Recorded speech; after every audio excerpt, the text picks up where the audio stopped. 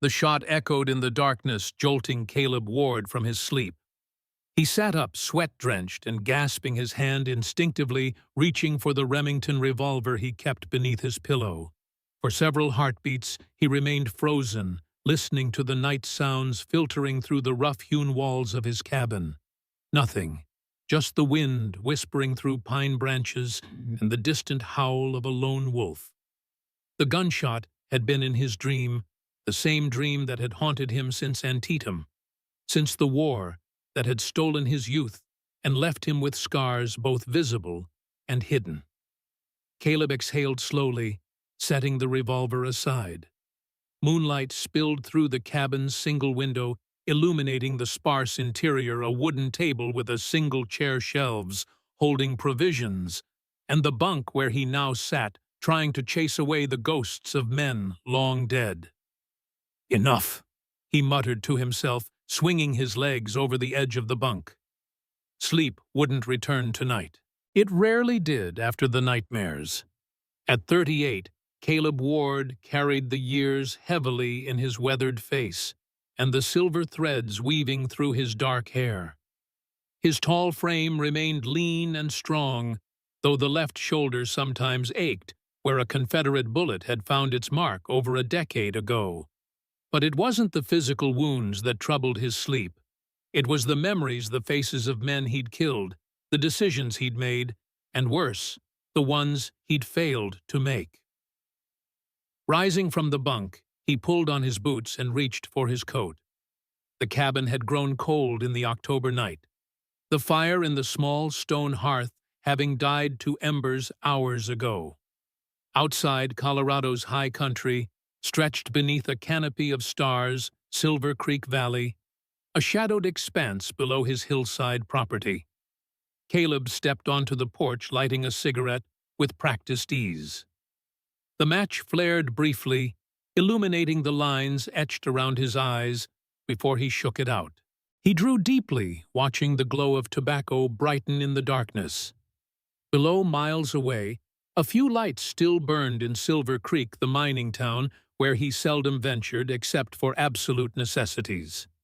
The dream tonight had been about Chilton, a small farming community in Virginia, where his regiment had enforced justice in the war's final days.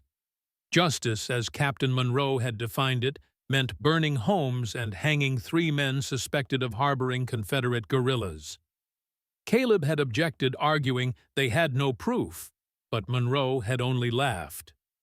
"We're not a court of law, Lieutenant Ward," Monroe had said. "We're the sword of righteousness. These people made their choice when they supported treason." Caleb had watched them die, those farmers, had stood silent as women wept and children screamed. He hadn't pulled the lever, but his silence had made him complicit all the same. After the war, he'd tried returning to his Pennsylvania hometown, but the nightmares followed. He drifted west, using his marksmanship to earn a living as a bounty hunter, until he'd seen enough of man's corruption to last several lifetimes.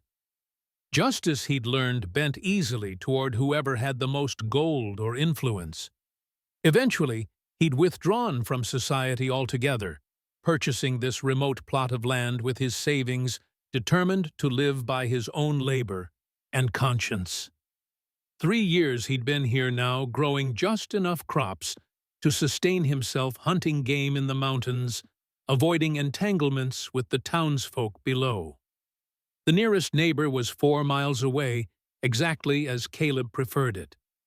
The cigarette burned down to his fingers, and he flicked the remainder into the darkness. Dawn was still hours away. He considered returning to bed, but knew sleep would elude him. Instead, he went back inside and stoked the fire, adding kindling until flames licked upward, casting dancing shadows across the walls. From beneath the floorboard under his bunk, he retrieved a wooden box. Inside lay the medals the Union Army had pinned to his chest, citations for valor he no longer believed he deserved. Beneath them rested a daguerreotype of Emma, his wife of barely a year before typhoid claimed her while he was at war. Her gentle smile seemed to mock his solitude. "I'm sorry," he whispered to the image, though for what exactly he couldn't have said, for failing to be there when she died, perhaps, or for the man he'd become since. He replaced the box and stared into the flames, watching as dawn slowly brightened the eastern sky outside his window. Silver Creek had transformed in the 5 years since silver deposits had been discovered in the surrounding mountains. What had once been little more than a trading post now boasted a main street lined with false-fronted buildings, a hotel general store, assayer's office, and 3 saloons. The Lucky Strike was the largest its painted sign visible from the far end of town. A new brick bank stood prominently at the town center, and beside it, the courthouse where Judge Edmund Monroe presided. Yes, the same Monroe who had been Captain, then Colonel Monroe, during the war, now Judge Monroe, the most powerful man in Silver Creek County. He owned the largest mining operation, controlled the water rights, and held mortgages on half the businesses in town. Few knew of the connection between the reclusive mountain man and the esteemed judge. Caleb preferred it that way. He visited town only when necessary, purchasing supplies from Sarah Miller's general store, occasionally stopping at Doc Sullivan's office for medicines he couldn't make himself. Doc Sullivan was one of the few people Caleb tolerated. The elderly physician had served as a field surgeon during the war and recognized a soul tortured by its memories. He never pressed Caleb for details, but offered a quiet understanding that required no words. Sarah Miller was another. The widow had taken over her husband's store after his death in a mining accident 2 years prior. She ran her business with quiet efficiency, asking no questions when Caleb appeared with his infrequent lists of supplies. The rest of the town regarded the mountain man with a mixture of curiosity and suspicion. Rumors circulated about his past, that he'd killed dozens of men as a bounty hunter, that he was hiding from the law, that he practiced strange rituals in his isolated cabin. Caleb did nothing to discourage such talk. The more people feared him, the more they left him alone. What troubled him on his rare visits to town was the growing divide he observed. Silver Creek was splitting into distinct factions, the miners, laborers, and small business owners on one side, the mine owners, bankers, and land speculators on the other.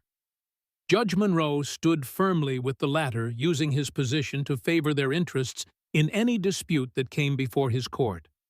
More disturbing were the whispers about people who disappeared after crossing Monroe. A miner who organized protests over unsafe conditions. A newspaper editor who questioned land deals. A young woman who refused the advances of one of Monroe's associates. All gone without explanation, their disappearances met with shrugs from Sheriff Wells, another of Monroe's loyal appointees. Caleb kept his observations to himself. Silver Creek's politics were not his concern.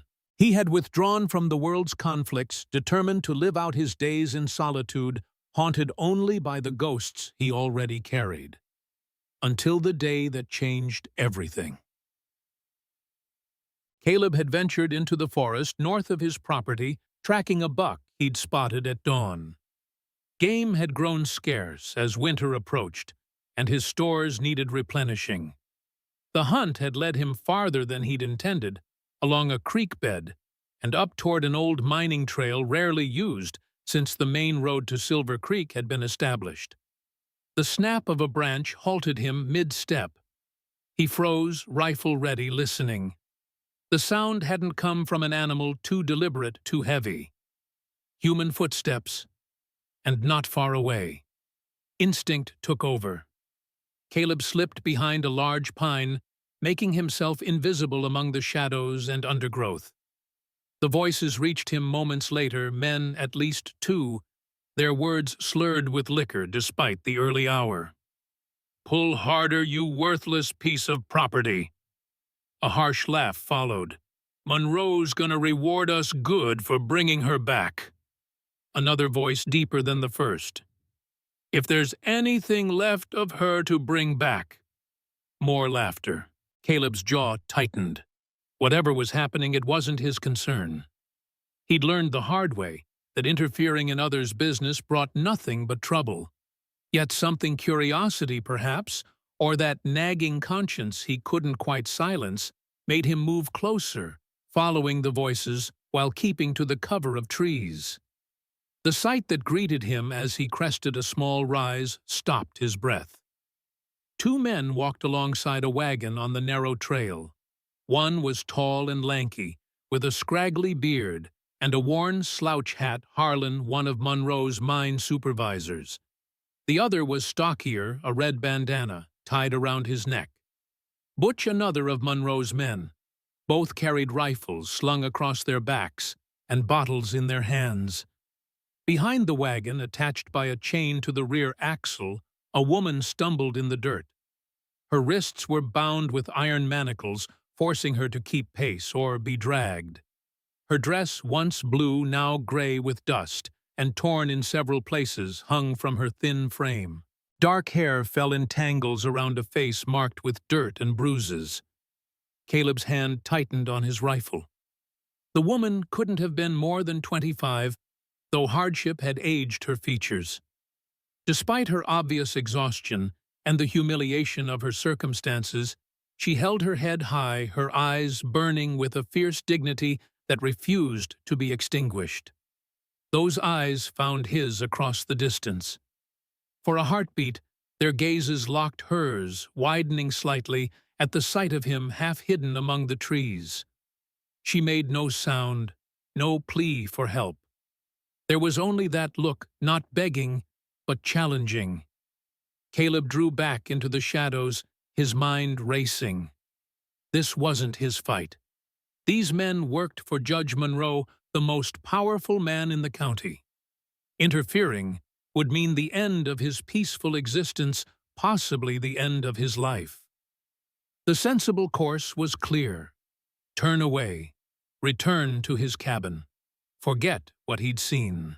Yet the woman's eyes haunted him, along with the memories of other times he'd chosen not to act. Of Chilton. Of the hanging. Of Captain Monroe's smile as the bodies swung from the oak tree. I've stood by before, watched injustice happen, and did nothing. The weight of the rifle in his hand seemed suddenly heavier. He checked the load, a decision crystallizing in his mind even as he acknowledged the danger. Some lines once crossed could never be uncrossed. But some lines needed crossing all the same. Caleb circled ahead of the wagon, choosing his approach carefully.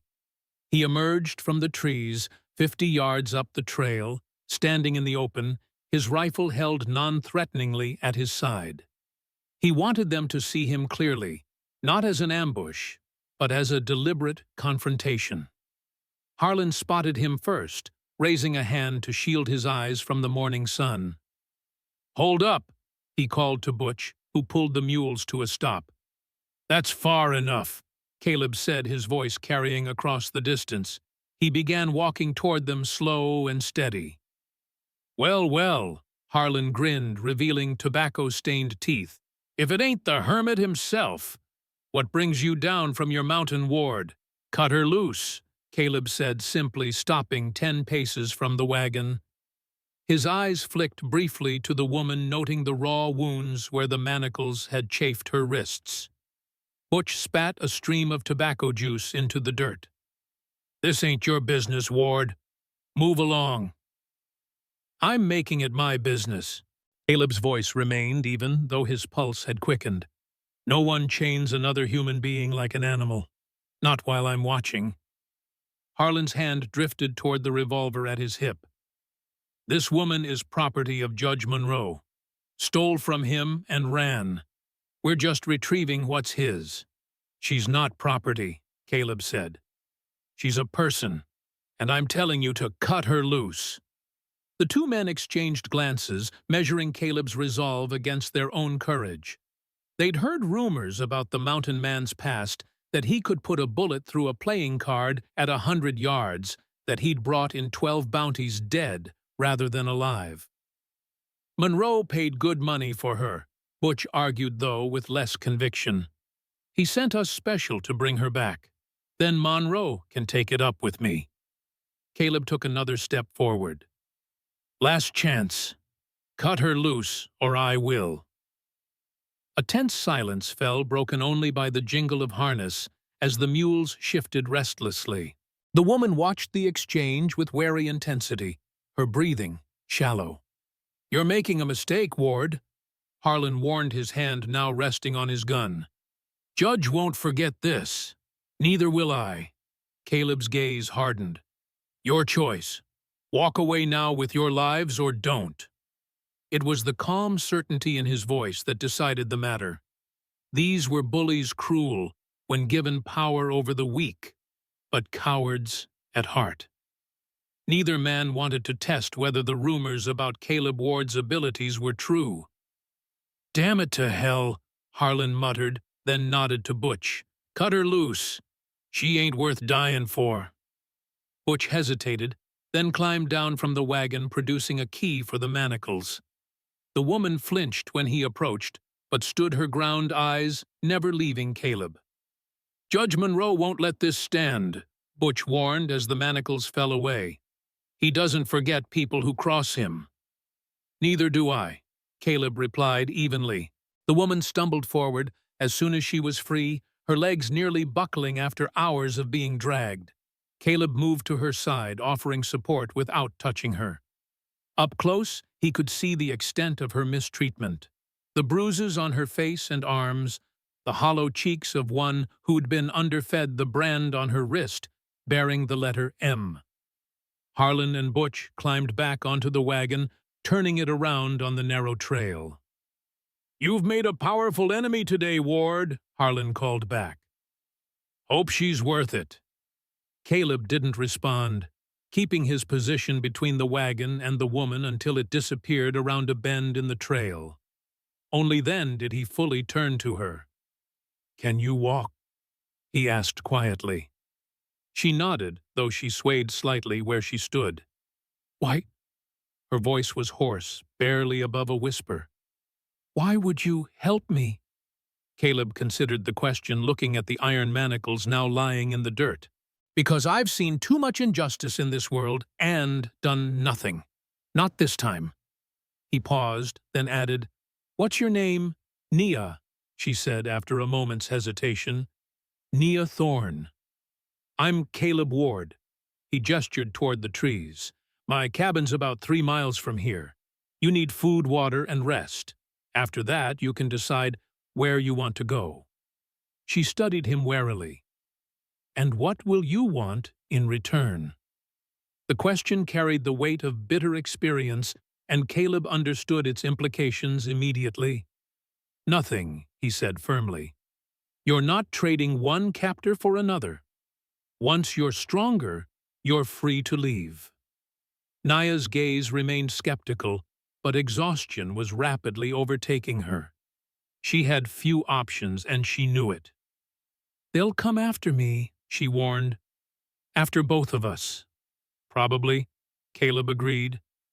He retrieved his rifle, scanning the trail one last time. But they'll have to find us first. Can you make it 3 miles? She straightened her shoulders, summoning a reserve of strength. I've survived worse, Mr. Ward. As they turned to leave, neither noticed the figure watching from the ridge above, a third man who had observed the entire exchange with cold calculation before slipping away through the trees. The colonel will want to know about this, he murmured to himself, especially when he learns it was Ward. The cabin stood as Caleb had left it that morning, a solitary outpost of rough-hewn logs nestled against the hillside, smoke curling from the stone chimney where embers still glowed from the morning fire. A small corral held his 2 horses, and a lean-to sheltered firewood stacked for the coming winter. Nia paused at the edge of the clearing, her exhaustion momentarily forgotten as wariness returned. The isolated cabin, miles from the nearest neighbor, could represent safety or a different kind of prison. It's not much, Caleb said, noting her hesitation. but it's dry and warm." She followed him across the yard, her steps unsteady. At the door, Caleb paused. "Wait here a moment." He disappeared inside, returning minutes later with his arms full of clothing, a worn flannel shirt and a pair of trousers that would dwarf her frame. "They're clean," he said, offering them. "You can change inside. I'll wait out here." Gia accepted the bundle, studying his face for any hint of deception. Finding none, she nodded and stepped through the doorway. Inside the cabin was spare but orderly. A stone hearth dominated one wall, a cast-iron stove the other. A wooden table with a single chair sat beneath the window. A narrow bunk occupied the corner farthest from the door, neatly made with a wool blanket. No photographs or personal items adorned the walls, nothing to reveal the man who lived here beyond his practicality and solitude. Nia changed quickly, despite her trembling hands. The shirt hung past her knees, the sleeves rolled multiple times to free her hands. The trousers would have fallen without the suspenders, which she tightened to their limit. When she had finished, she stood uncertainly in the center of the room, sensing she had entered not just a dwelling, but the carefully maintained isolation of a man who preferred his own company. Outside, Caleb busied himself with the horses, giving her privacy. When he heard movement at the door, he turned to find her standing in the doorway, swimming in his clothes, watching him with those same wary eyes. "There's water," he said, nodding toward a basin on the porch. "And soap, if you want to wash." She didn't reply, but moved to the basin, rolling up the voluminous sleeves. She winced as the water touched the raw wounds on her wrists, but continued methodically washing away the grime of her captivity. Caleb averted his eyes, respecting her dignity. "I'll make something to eat," he said, and moved inside to stoke the fire. By the time Nia entered the cabin again, a pot of beans simmered on the stove, and Caleb had set out bread-dried venison and a tin cup of water on the table. "Sit," he said, gesturing to the chair. "You need to eat." She hesitated, then took the seat, eyeing the food with barely concealed hunger. "What about you? I'll eat after." He turned back to the stove, giving her space. Nia ate slowly at first, then with increasing urgency as her body demanded nourishment. When she had finished, she sat back, hands folded in her lap. "Thank you," she said simply. Caleb nodded, taking the empty plate and refilling her cup. He sat on the edge of the bunk, maintaining distance between them. "Those men," he said after a moment, "they said you belonged to Judge Monroe, that you stole from him." Nia's face hardened. "I took nothing that wasn't already stolen from me." She touched the brand on her wrist unconsciously. "My freedom, my dignity. How did you come to be in his possession?" The last word tasted bitter on Caleb's tongue. She was silent for so long, he thought she wouldn't answer.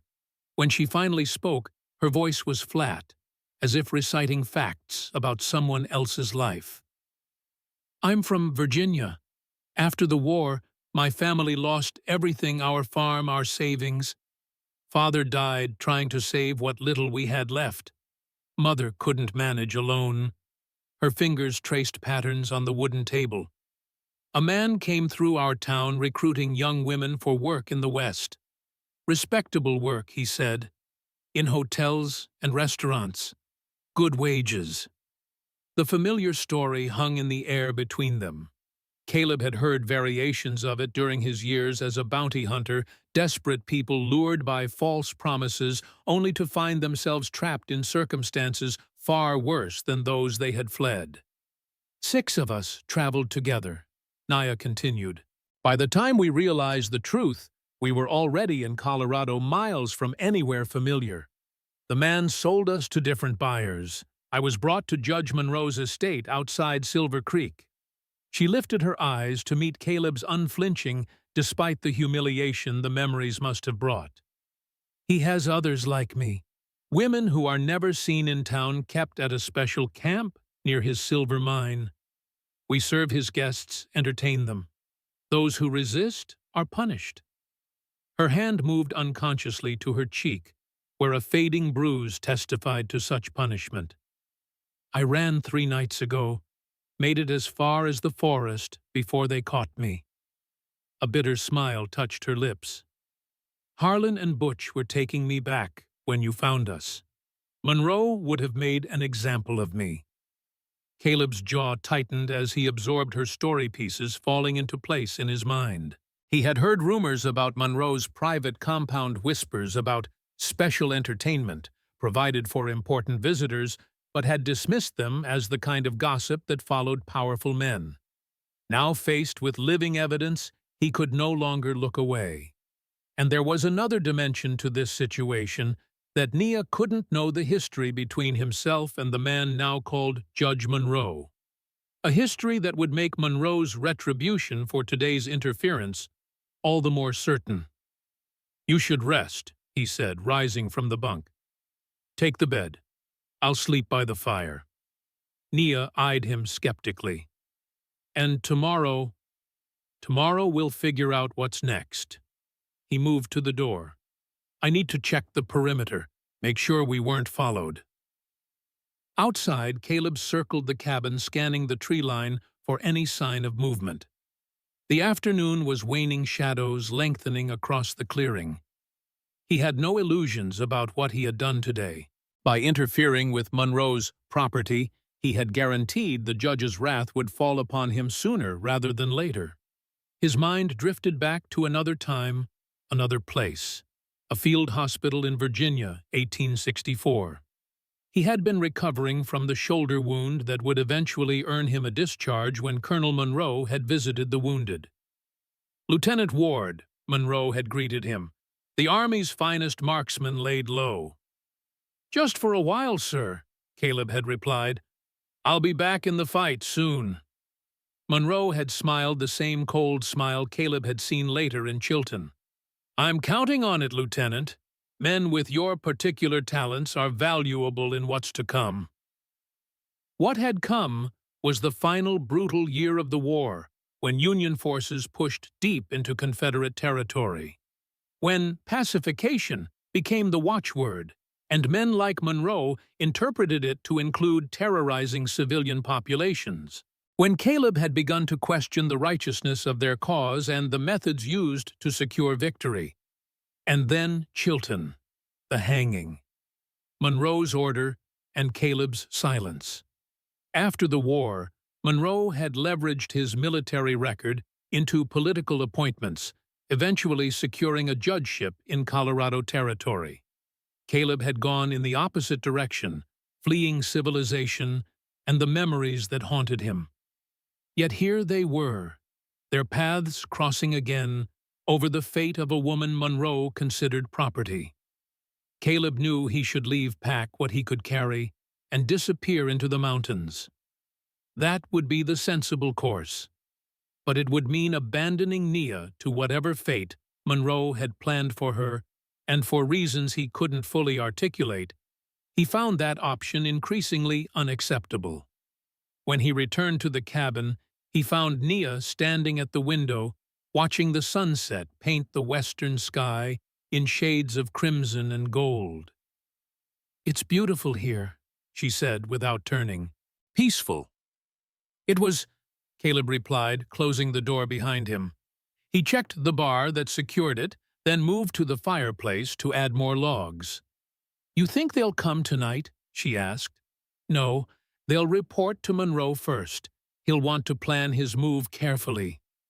The fire crackled as the new wood caught. "But they will come." Nia turned from the window, her face shadowed in the fading light. "You don't have to protect me, Mr. Ward. You've done enough already.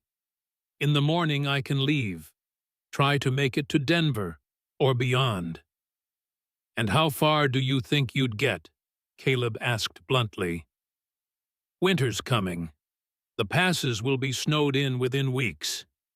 You have no supplies, no money, no horse. I won't bring Monroe's vengeance down on you, she insisted. This is your home. It's just a cabin, Caleb said, though they both knew it was more than that.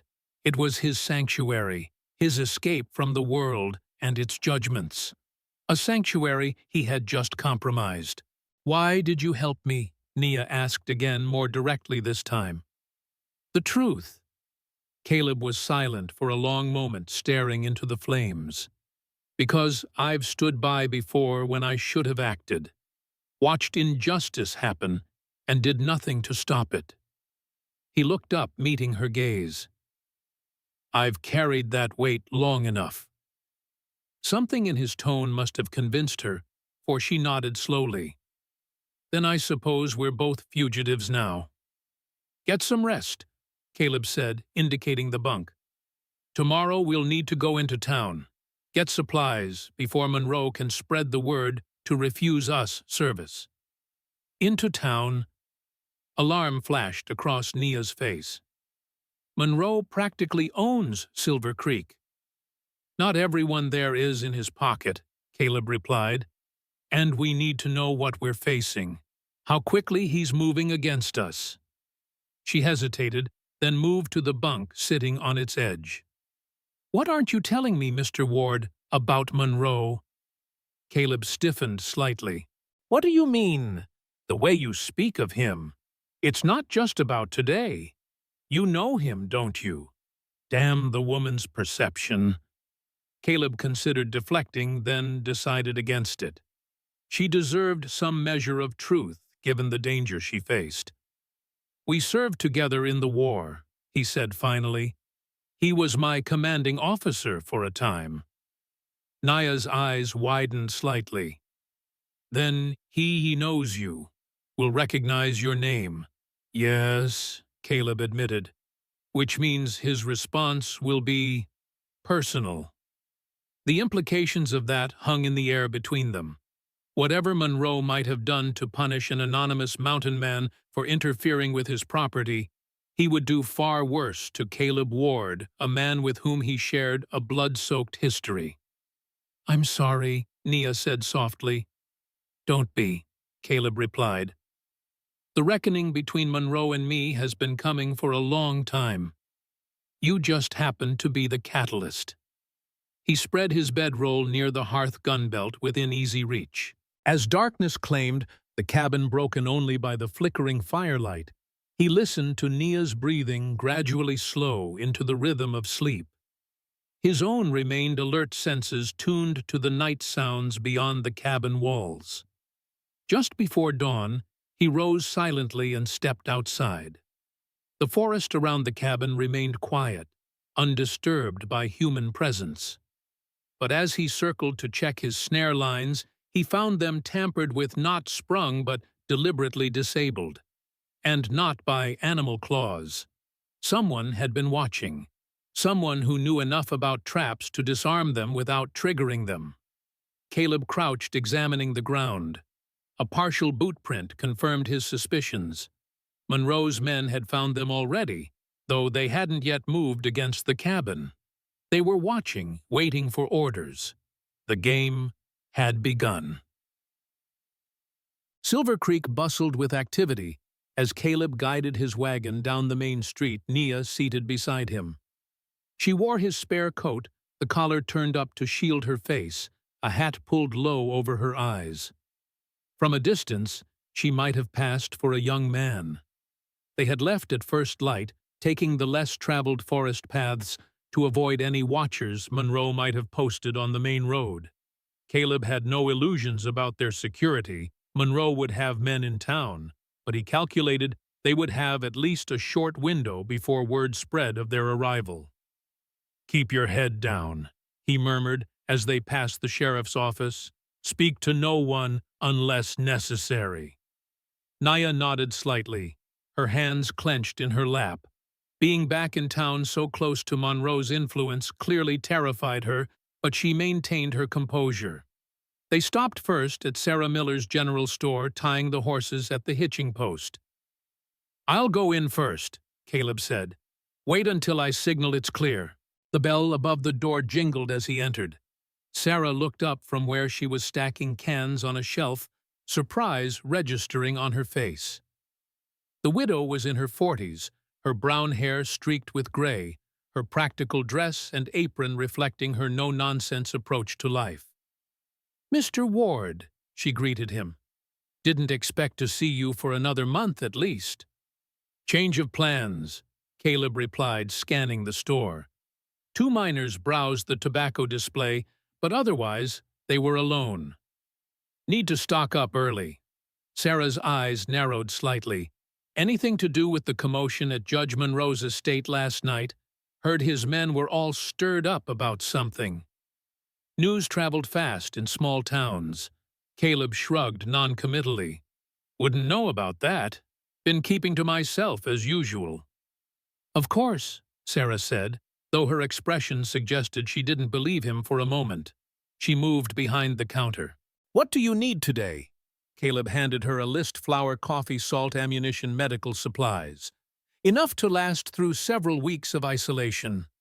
As Sarah gathered the items, he moved to the door and nodded slightly to Nia, who slipped inside, keeping close to the shelves away from the windows. Sarah's eyes widened momentarily as she registered Nia's presence, taking in the ill-fitting men's clothing and the way she held herself alert, wary, like a hunted animal. Her gaze lingered on the fading brand visible on Nia's wrist before she quickly looked away. "Will that be all, Mr. Ward?" she asked, her voice deliberately casual. "Need some women's things as well," Caleb said quietly. "Clothing that might fit my friend here." Sarah didn't miss a beat. "I have some items that belong to my sister. She was about that size before she left town." Something in her tone suggested her sister's departure had been neither voluntary nor pleasant. "I'll fetch them from the back." When she returned, she carried a bundle wrapped in brown paper. "On the house," she said firmly when Caleb reached for his money. "My sister would have wanted them to be used." Their eyes met in silent understanding. Sarah Miller knew exactly what kind of friend Nia was, and her offer was more than simple charity, it was solidarity. While Caleb paid for the other supplies, Nia drifted toward the back of the store, examining bolts of fabric. Sarah approached her quietly. "You're not the first, you know," she said in a low voice. "To escape him." Nia's head jerked up, alarm flashing across her face. "It's all right," Sarah assured her. "I'm no friend of Monroe's. My sister." She swallowed hard. "She worked at his camp, too, until she knew too much, saw too much." "What happened to her?" Nia asked. Sarah's face tightened. "They said she ran away, but Beth would never have left without saying goodbye." She glanced toward the front of the store, ensuring Caleb was still occupied. "There are others who feel as I do, people who've lost loved ones to Monroe's appetites. We help when we can." "The silver line," Nia whispered. Sarah's eyes widened. "You know of it." There were whispers among the women at the camp, a secret network helping people escape. "I thought it was just a story, something to give us hope." "It's real enough," Sarah confirmed, "though we must be careful. Monroe has eyes everywhere." She pressed something into Nia's hand, a small carved wooden token bearing the image of a mountain stream. "If you need help, show this to Doc Sullivan. He'll know what to do." Before Nia could respond, the bell above the door jingled again. Both women turned to see Sheriff Frank Wells entering the store, his tall frame filling the doorway, silver star glinting on his chest. The lawman's gaze swept the interior, lingering on Caleb before settling on Nia with narrowed suspicion. "Ward," he acknowledged with a curt nod. "Don't often see you in town these days." "Sheriff," Caleb replied evenly, continuing to load supplies into a crate as if the man's presence was of no concern. Wells moved further into the store, his boots striking the wooden floor with deliberate heaviness. He was a former Texas Ranger brought to Silver Creek by Judge Monroe to maintain order after the previous sheriff had met with an unfortunate accident. His reputation for ruthless efficiency had quickly silenced any questions about his appointment. "Heard there was some trouble up your way yesterday," Wells said casually, resting his hand on the butt of his revolver. "Judge Monroe's men had some property go missing. Valuable property." "Is that so?" Caleb continued his task, though his posture had subtly shifted, ready for action if necessary. "Shame about that." "Indeed." Wells's gaze drifted back to Nia, who had turned away pretending to examine a display of canned goods. "And who might your companion be?" "My nephew," Caleb lied smoothly.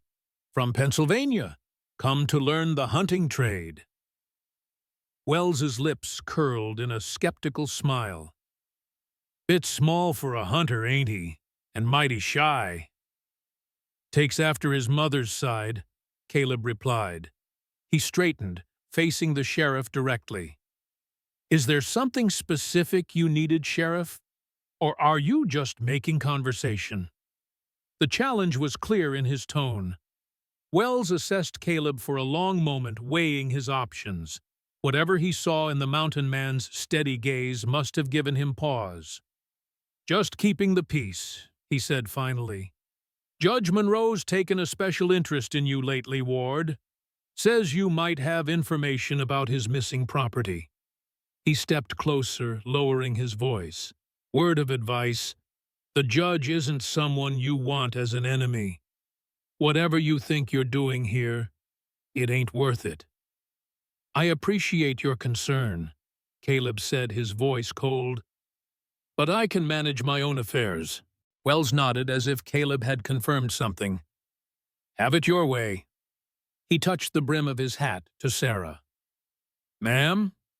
With a final suspicious glance at Nia, he turned and left the store.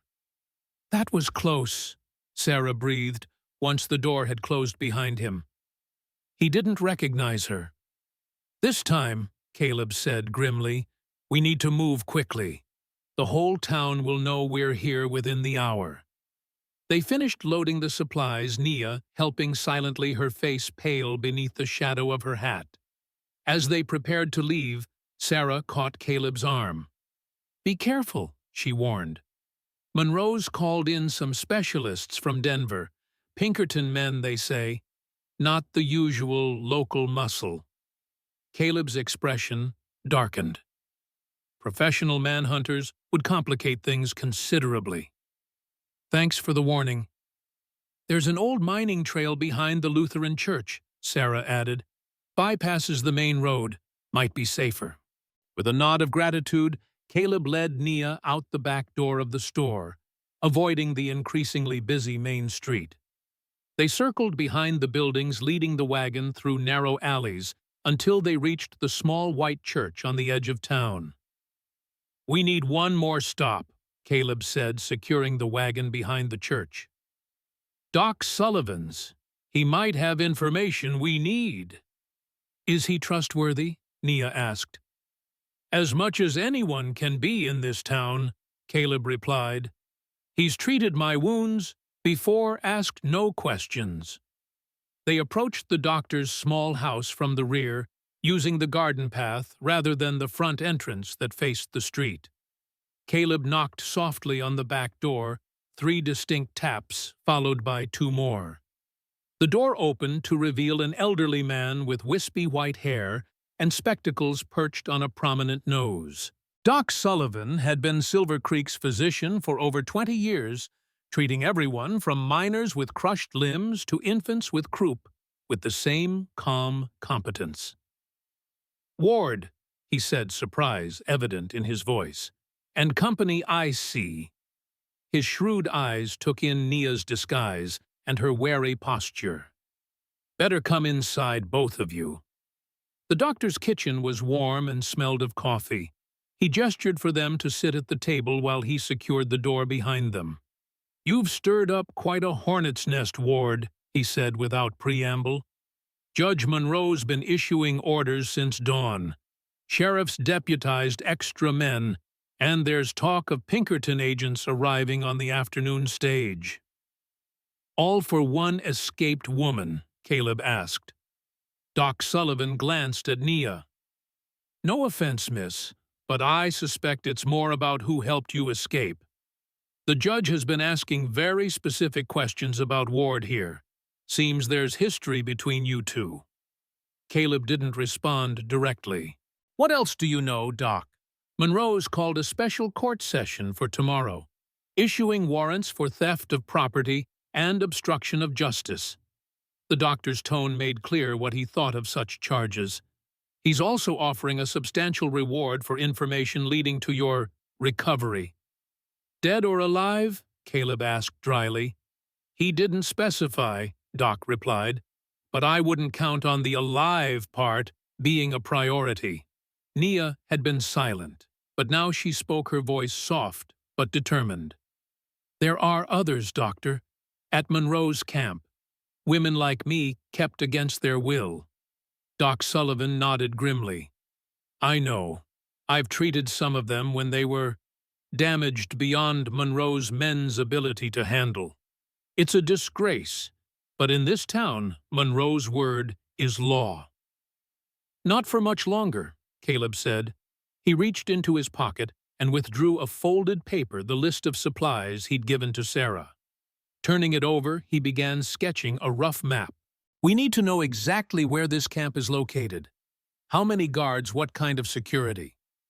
Doc's eyebrows rose. You're not thinking of, those women deserve freedom as much as Nia does, Caleb interrupted. And I'm tired of men like Monroe believing they're above the law. The doctor studied him for a moment, then sighed. You always were a stubborn one, Ward. He took the pencil, adding details to the map. The camp is here about 2 miles from Monroe's main estate, tucked into a box canyon where the women can't easily escape. Usually 6 guards rotating shifts. More when Monroe entertains important guests. How many women? Nia asked.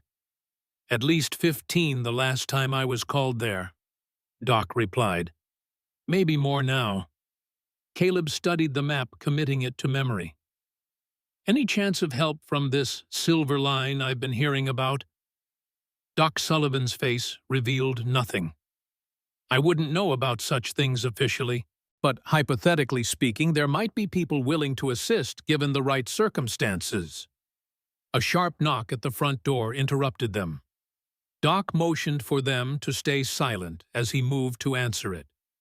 Through the partially open kitchen door, Caleb could see Sheriff Wells standing on the porch, hand resting casually on his gun belt. Sheriff, Doc greeted him. What brings you by? Looking for a patient of yours, Wells replied. Mountain man named Ward. Seen him lately. Not for months, Doc lied smoothly. Had a shoulder acting up last spring. Why? Judge Monroe wants a word with him. Urgent business. Well, if I see him, I'll be sure to pass that along. Wells seemed about to leave, then paused. Mind if I come in? Doc, been feeling a mite poorly myself lately. Caleb tensed, hand moving to his gun. In the kitchen, Nia had gone completely still, barely breathing. Actually, Sheriff, I was just heading out, Doc said apologetically. Mrs. Peterson's time is near, and I promised to check on her. Can it wait till tomorrow? Wells hesitated, then nodded reluctantly. Guess so, but keep an eye out for Ward, and a young woman who might be with him. Judge says she's confused, needs medical attention. I'll certainly let you know if I see either of them, Doc assured him. When the sheriff had gone, Doc returned to the kitchen, his expression grave. They're watching my place. Must have followed you here. He moved to a cupboard, retrieving a small revolver, which he tucked into his pocket. You can't leave the way you came. They'll be waiting. Is there another way out? Caleb asked. The cellar connects to tunnels that run beneath the town, Doc explained. Old mining shafts from the early days. They come out near the creek 1/2 mile east. And our wagon, Caleb asked. The supplies. Leave them, Doc advised. Too conspicuous anyway. I'll have them moved somewhere safe tonight. He led them to a trap door hidden beneath a rug, revealing a steep staircase descending into darkness. Follow the main tunnel. Don't take any branches. When you reach the junction with the wooden support beams, turn right. That path leads to the surface. Caleb nodded, checking his gun before starting down the stairs. Nia hesitated, looking back at the doctor. Thank you, she said softly. For everything. Doc Sullivan smiled sadly. Just trying to balance the scales, miss? Too many of us have looked away for too long. He pressed the wooden token into her hand, the one Sarah had given her earlier. Show this if you need help. There are more of us than Monroe knows. As they descended into the darkness, guided only by the lantern Doc had provided, Caleb's mind raced with plans and contingencies. They couldn't return to his cabin. It would be the first place Monroe's men would look. They needed a secure location to regroup somewhere, to plan their next move. The tunnel was narrow, the air thick with dust and the musty scent of disuse. Nia stayed close behind him, her breathing quick but controlled. They had traveled perhaps 1/4 mile when Caleb heard a faint sound ahead, like the scrape of boot on stone. He extinguished the lantern, immediately plunging them into total darkness. His hand found Nia's arm, steadying her, a silent warning to remain absolutely still. In the blackness, he listened, every sense straining. The sound came again, closer now. Someone was in the tunnel ahead of them, moving in their direction. Ward, a voice called softly, echoing slightly in the confined space. I know you're there. I can smell the lamp oil. Caleb recognized the voice with a jolt of surprise. Thomas Reed. Former Army scout, now a Pinkerton agent, and once long ago Caleb's friend. It's just me, Ward, Reed continued. Monroe doesn't know I'm here. That's not especially reassuring, Tom, Caleb replied, gun still ready. Last I heard you were working for the Pinkertons, Monroe's new hired muscle. A low chuckle echoed in the darkness. Still quick on the uptake. Yes, Monroe hired us, but he doesn't own us, not like his other acquisitions. Beside him, Caleb felt Nia tense. What do you want? Caleb demanded. To give you this. The strike of a match illuminated Reed's weathered face as he lit his own lantern. In his other hand, he held a folded paper. Monroe's signed warrant for your arrest. And the girls. Thought you might want to know exactly what you're charged with. Caleb made no move to take the paper. And why would a Pinkerton agent be sharing this information? Reed's expression grew serious. Because some of us remember Chilton Ward. Remember what Monroe did there. What he ordered you to do. He extended the paper again. The man's built himself quite a kingdom here. Time someone cut it down to size. Cautiously, Caleb reached for the warrant, scanning it quickly in the lantern light.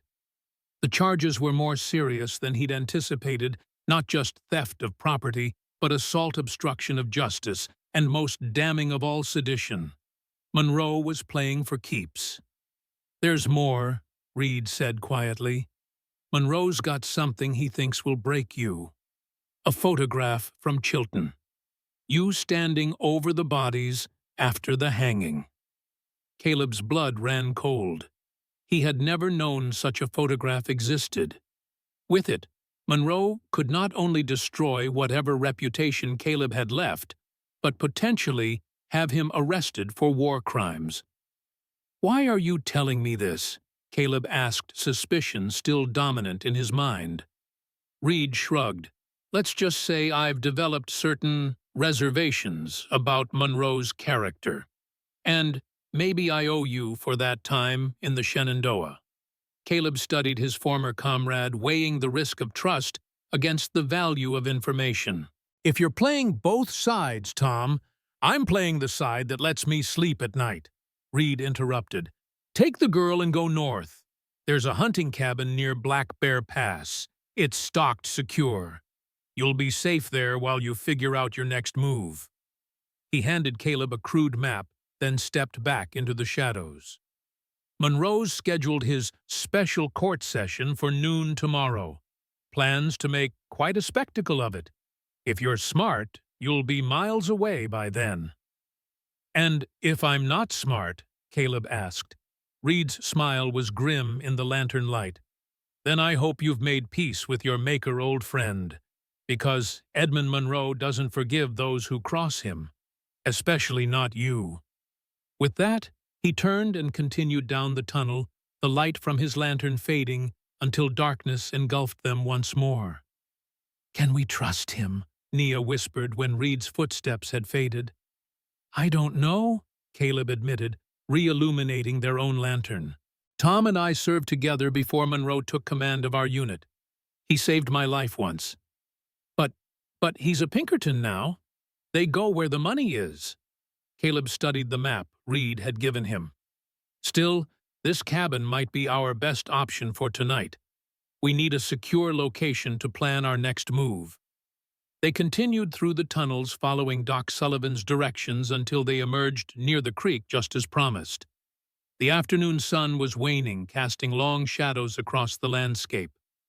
In the distance, they could see riders moving along the main road, Monroe's men searching for them.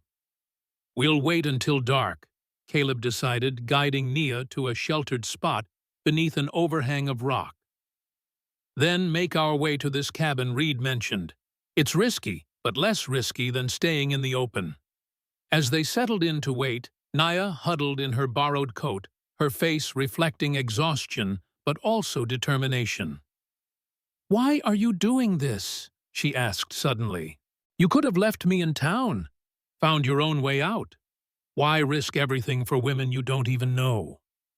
Caleb was silent for a long moment, watching the search parties in the distance.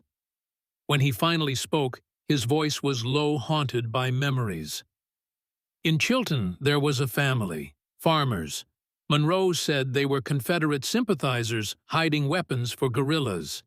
He ordered me to execute them, the father, the mother, their teenage son." He paused, the weight of the memory visible in the set of his shoulders. "I refused, said there wasn't enough evidence." Nia listened intently, understanding this was no casual revelation.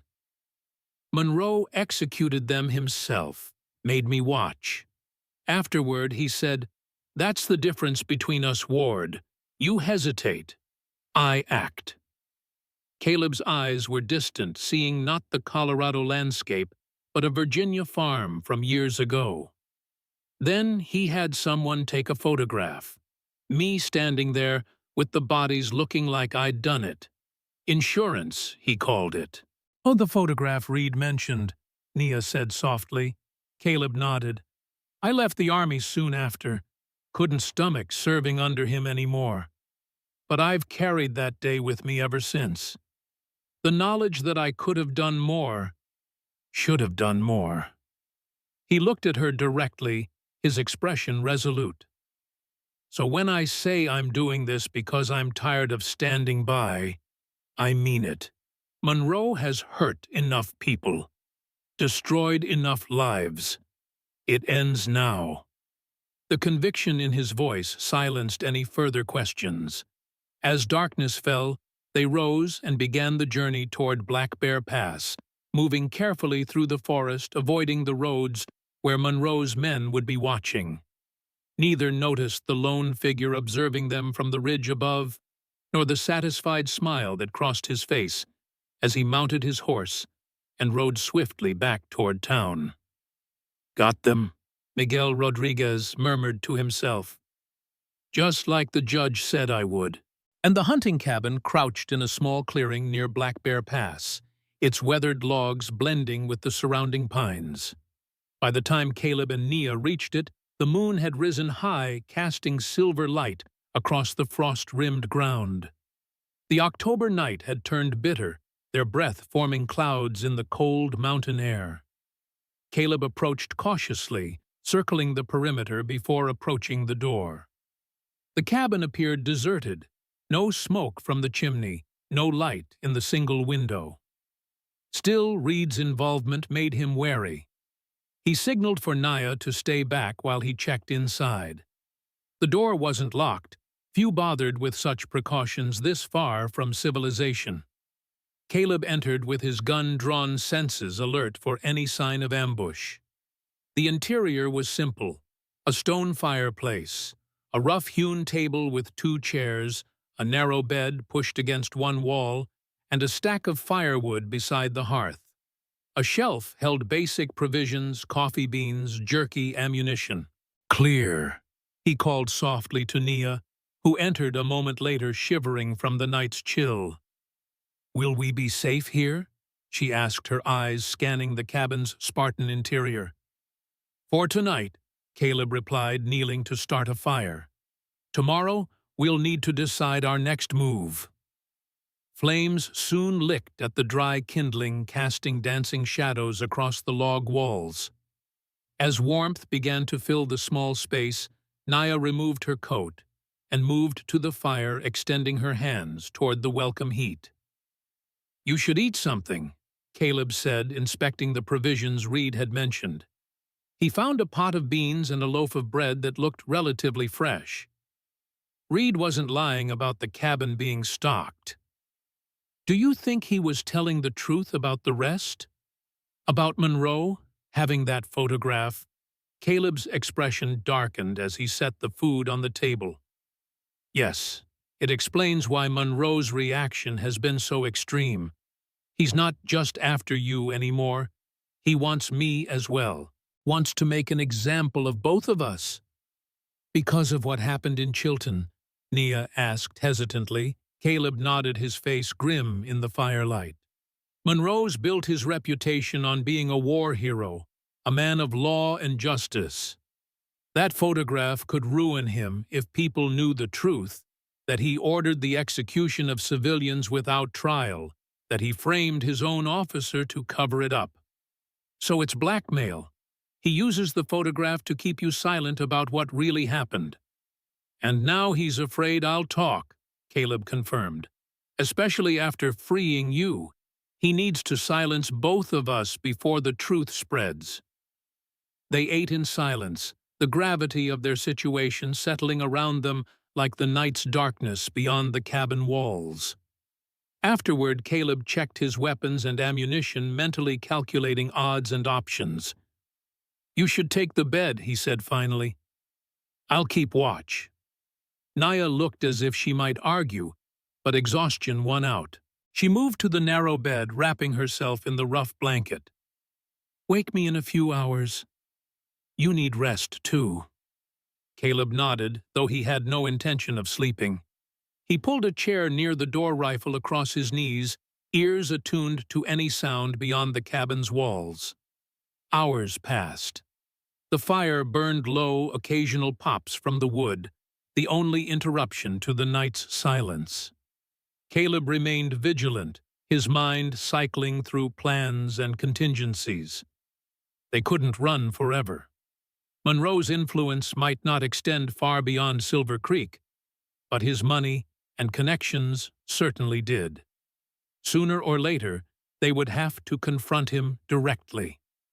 A soft sound from the bed drew his attention. Nia had shifted in her sleep, her face, troubled lips moving in silent distress. A nightmare, no doubt, one of many she must have endured during her captivity. Without thinking, Caleb moved to her side, gently touching her shoulder. "Nia," he said quietly, "you're safe. It's just a dream." Her eyes flew open, momentary panic giving way to recognition. "Caleb," she whispered the first time she'd used his given name. Her hand gripped his wrist with surprising strength. "They were taking me back. To Monroe." That won't happen, he assured her. I promise you. She nodded, her breathing steadying, but she didn't release his wrist. Stay, she said softly. Just for a while. Caleb hesitated, then sat on the edge of the bed. Naya moved slightly, making room for him. There was nothing romantic in the gesture, just the human need for closeness, for reassurance in the face of fear. I've been alone for so long, she said, her voice barely audible. Even at Monroe's camp, surrounded by other women, I was alone. We all were. Isolated by our fear, our shame. That's how men like Monroe maintain control, Caleb replied. They make you believe you're alone, that no one will help you believe you stand with you. But they're wrong, Naya said with sudden intensity. The silver line exists. People like Sarah Miller and Doc Sullivan are willing to help. And you? She looked up at him, her eyes reflecting the dying firelight. You risked everything for a stranger. Not so strange anymore, Caleb said quietly. A moment of understanding passed between them, a recognition of shared purpose that transcended their brief acquaintance. Naya's hand loosened its grip on his wrist, her fingers brushing his calloused palm before withdrawing. Thank you, she said simply, for everything. Caleb nodded, rising to return to his post by the door. But the connection lingered, a tentative bridge across the isolation both had endured for too long. Outside, the night creatures continued their chorus, oblivious to the human drama unfolding within the cabin's walls. And miles away in Silver Creek, Judge Edmund Monroe paced his study, a glass of bourbon in one hand, the other clenched in barely contained fury. They must be found, he snarled at the men gathered before him, Sheriff Wells Reed and a wiry Mexican named Miguel Rodriguez. By morning, do you understand, the court convenes at noon, and I want them both standing before me when it does. We've got men searching every trail and pass, Wells assured him. They can't have gone far on foot. They're not on foot, Reed interjected calmly. Ward's too smart for that. They would have acquired horses by now. Monroe's eyes narrowed. And how would you know that, Mr. Reed? Unless you've encountered them yourself, Reed met his gaze without flinching. I know men like Ward. Veterans, survivors. They adapt quickly. Then adapt quicker, Monroe snapped. Find them, or the Pinkerton Agency will be receiving a most unfavorable report about your performance. Reed inclined his head slightly, the gesture neither fully respectful nor openly defiant. We'll find them, Judge, but there is the matter of what happens after. The woman, I understand, property recovery, but Ward has friends' connections from his military days. His disappearance might raise questions. Monroe smiled coldly. Leave that to me, Mr. Reed. I have evidence that will ensure Caleb Ward is remembered only as a war criminal who finally faced justice for his crimes. He moved to his desk, removing a metal box from a drawer. From it, he extracted a sepia-toned photograph, Caleb standing among the bodies at Chilton, his expression unreadable. This will seal his fate quite effectively. Miguel Rodriguez, who had remained silent until now, stepped forward. Judge, I've spoken with my contacts among the miners, the ones who work the Silver Line. They say there's a meeting planned, tomorrow night at the old Lutheran church. Monroe's eyes glittered with interest. The Silver Line. Those interfering do-gooders have been a thorn in my side for too long. You're certain of this information? Miguel nodded. My cousin's wife was approached by the widow Miller, told to bring anyone who wants to escape the judge's influence to the church tomorrow at midnight. Excellent, Monroe murmured. 2 birds with 1 stone. We capture Ward and the woman, and we finally root out this so-called Silver Line. He turned to Sheriff Wells. Prepare your deputies, Frank. Tomorrow will be a day of reckoning in Silver Creek. As the men filed out of Monroe's study, Reed lingered briefly, his face expressionless. Only when he was alone riding back to his lodgings at the hotel did he allow a thin smile to cross his features. "The board is set," he murmured to himself. "Now we see how the pieces move." Dawn broke crisp and clear over Black Bear Pass, sunlight filtering through the pines to dapple the cabin's weathered roof. Inside, Caleb stood at the window, watching a pair of ravens soar against the brightening sky. He had dozed briefly during the night, but remained alert, his soldier's instincts refusing to yield completely to exhaustion. Nia stirred on the bed, her eyes opening to find Caleb's tall figure silhouetted against the morning light. "You didn't wake me," she said, sitting up. "You were supposed to rest, too." "Old habits," he replied with a slight shrug. "Hard to sleep in uncertain territory." She rose, running fingers through her tangled hair in a futile attempt at order. The borrowed men's clothing hung loosely on her frame, yet somehow she maintained a dignity that transcended circumstance. It was this resilience, perhaps more than anything, that had drawn Caleb to her cause. "What's our plan?" she asked, joining him at the window. "We need allies," Caleb said. "And information. Sarah Miller mentioned this Silver Line network. If they're actively working against Monroe, they might be willing to help us. But how do we find them without exposing ourselves? Monroe's men will be watching the town." Caleb considered this. Reed mentioned a special court session Monroe has scheduled for noon today. Most of his men will be there providing security, making a show of force. "So we go back to Silver Creek." Naya's voice betrayed her apprehension. "It seems like walking into the lion's den." "Sometimes the safest place is the one your enemy least expects you to be," Caleb replied. "We'll approach from the west through the old mining camps.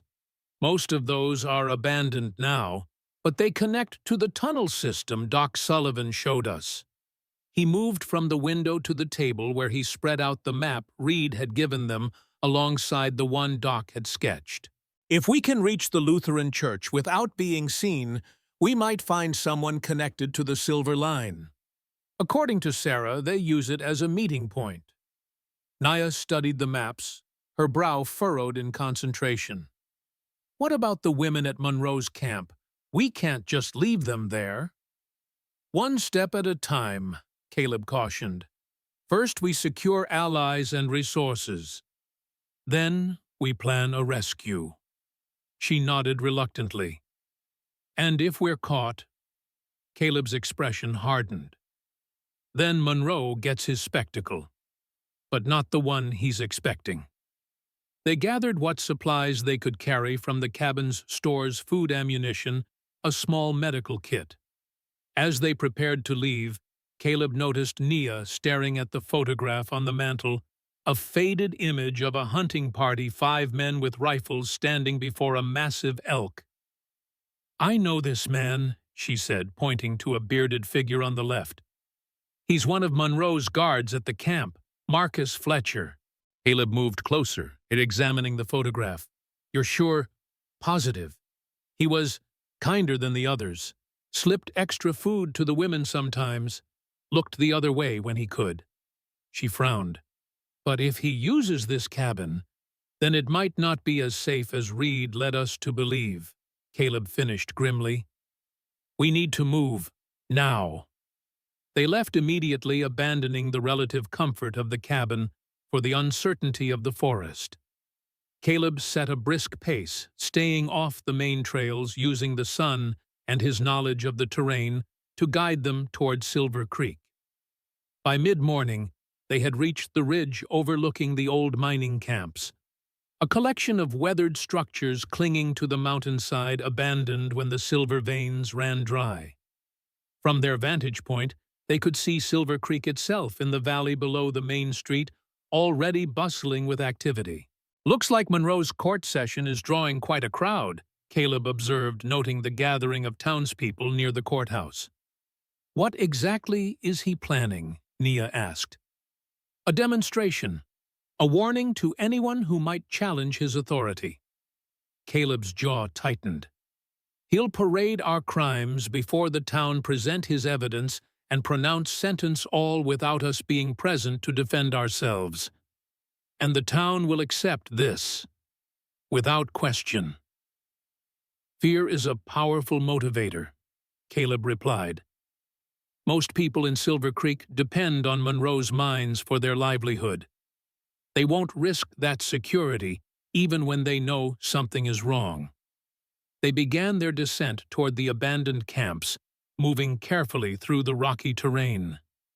The first structure they encountered was a collapsed mine office, its roof caved in, papers still scattered across the rotting floorboards. Beyond it stood several smaller shacks, the miners' quarters, and a larger building that had once served as a company store. "We'll rest here briefly," Caleb decided, leading Nia into the store. Its walls remained mostly intact, offering shelter from both the elements and prying eyes.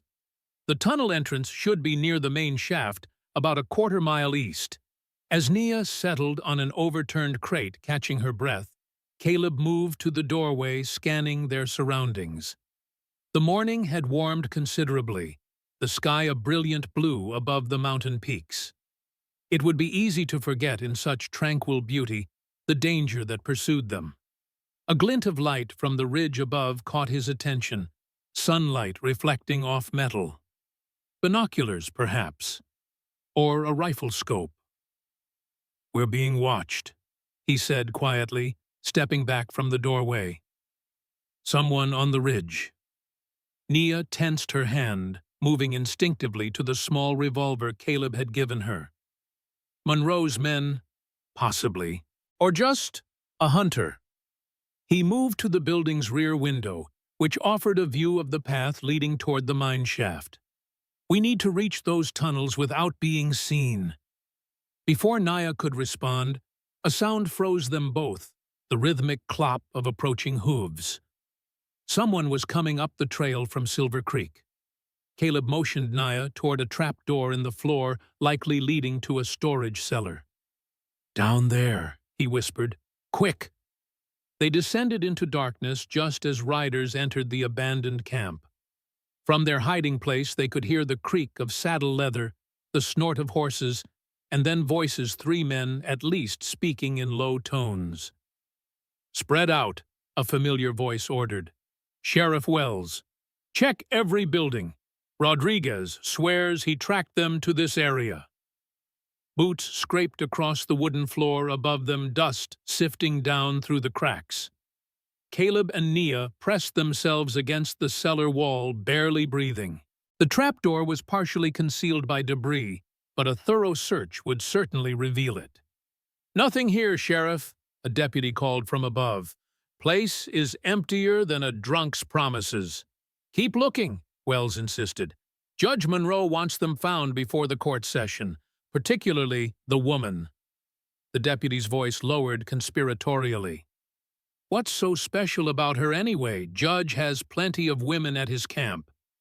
"This one saw something she shouldn't have," Wells replied.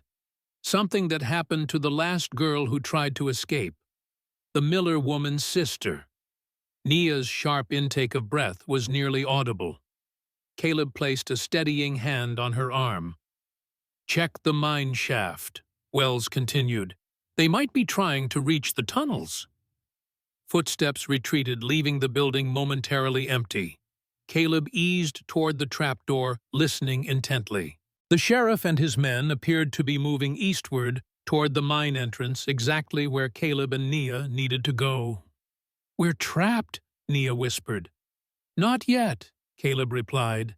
He moved deeper into the cellar, scanning the dirt floor with his hands. These old mining operations often connected their storage cellars to the main tunnel system, saved them hauling supplies up and down the mountain. His fingers found what he was searching for, a rusted metal ring embedded in the packed earth. With a grunt of effort, he pulled, revealing another trap door, this one leading deeper underground. "We go this way," he said, lifting the heavy door.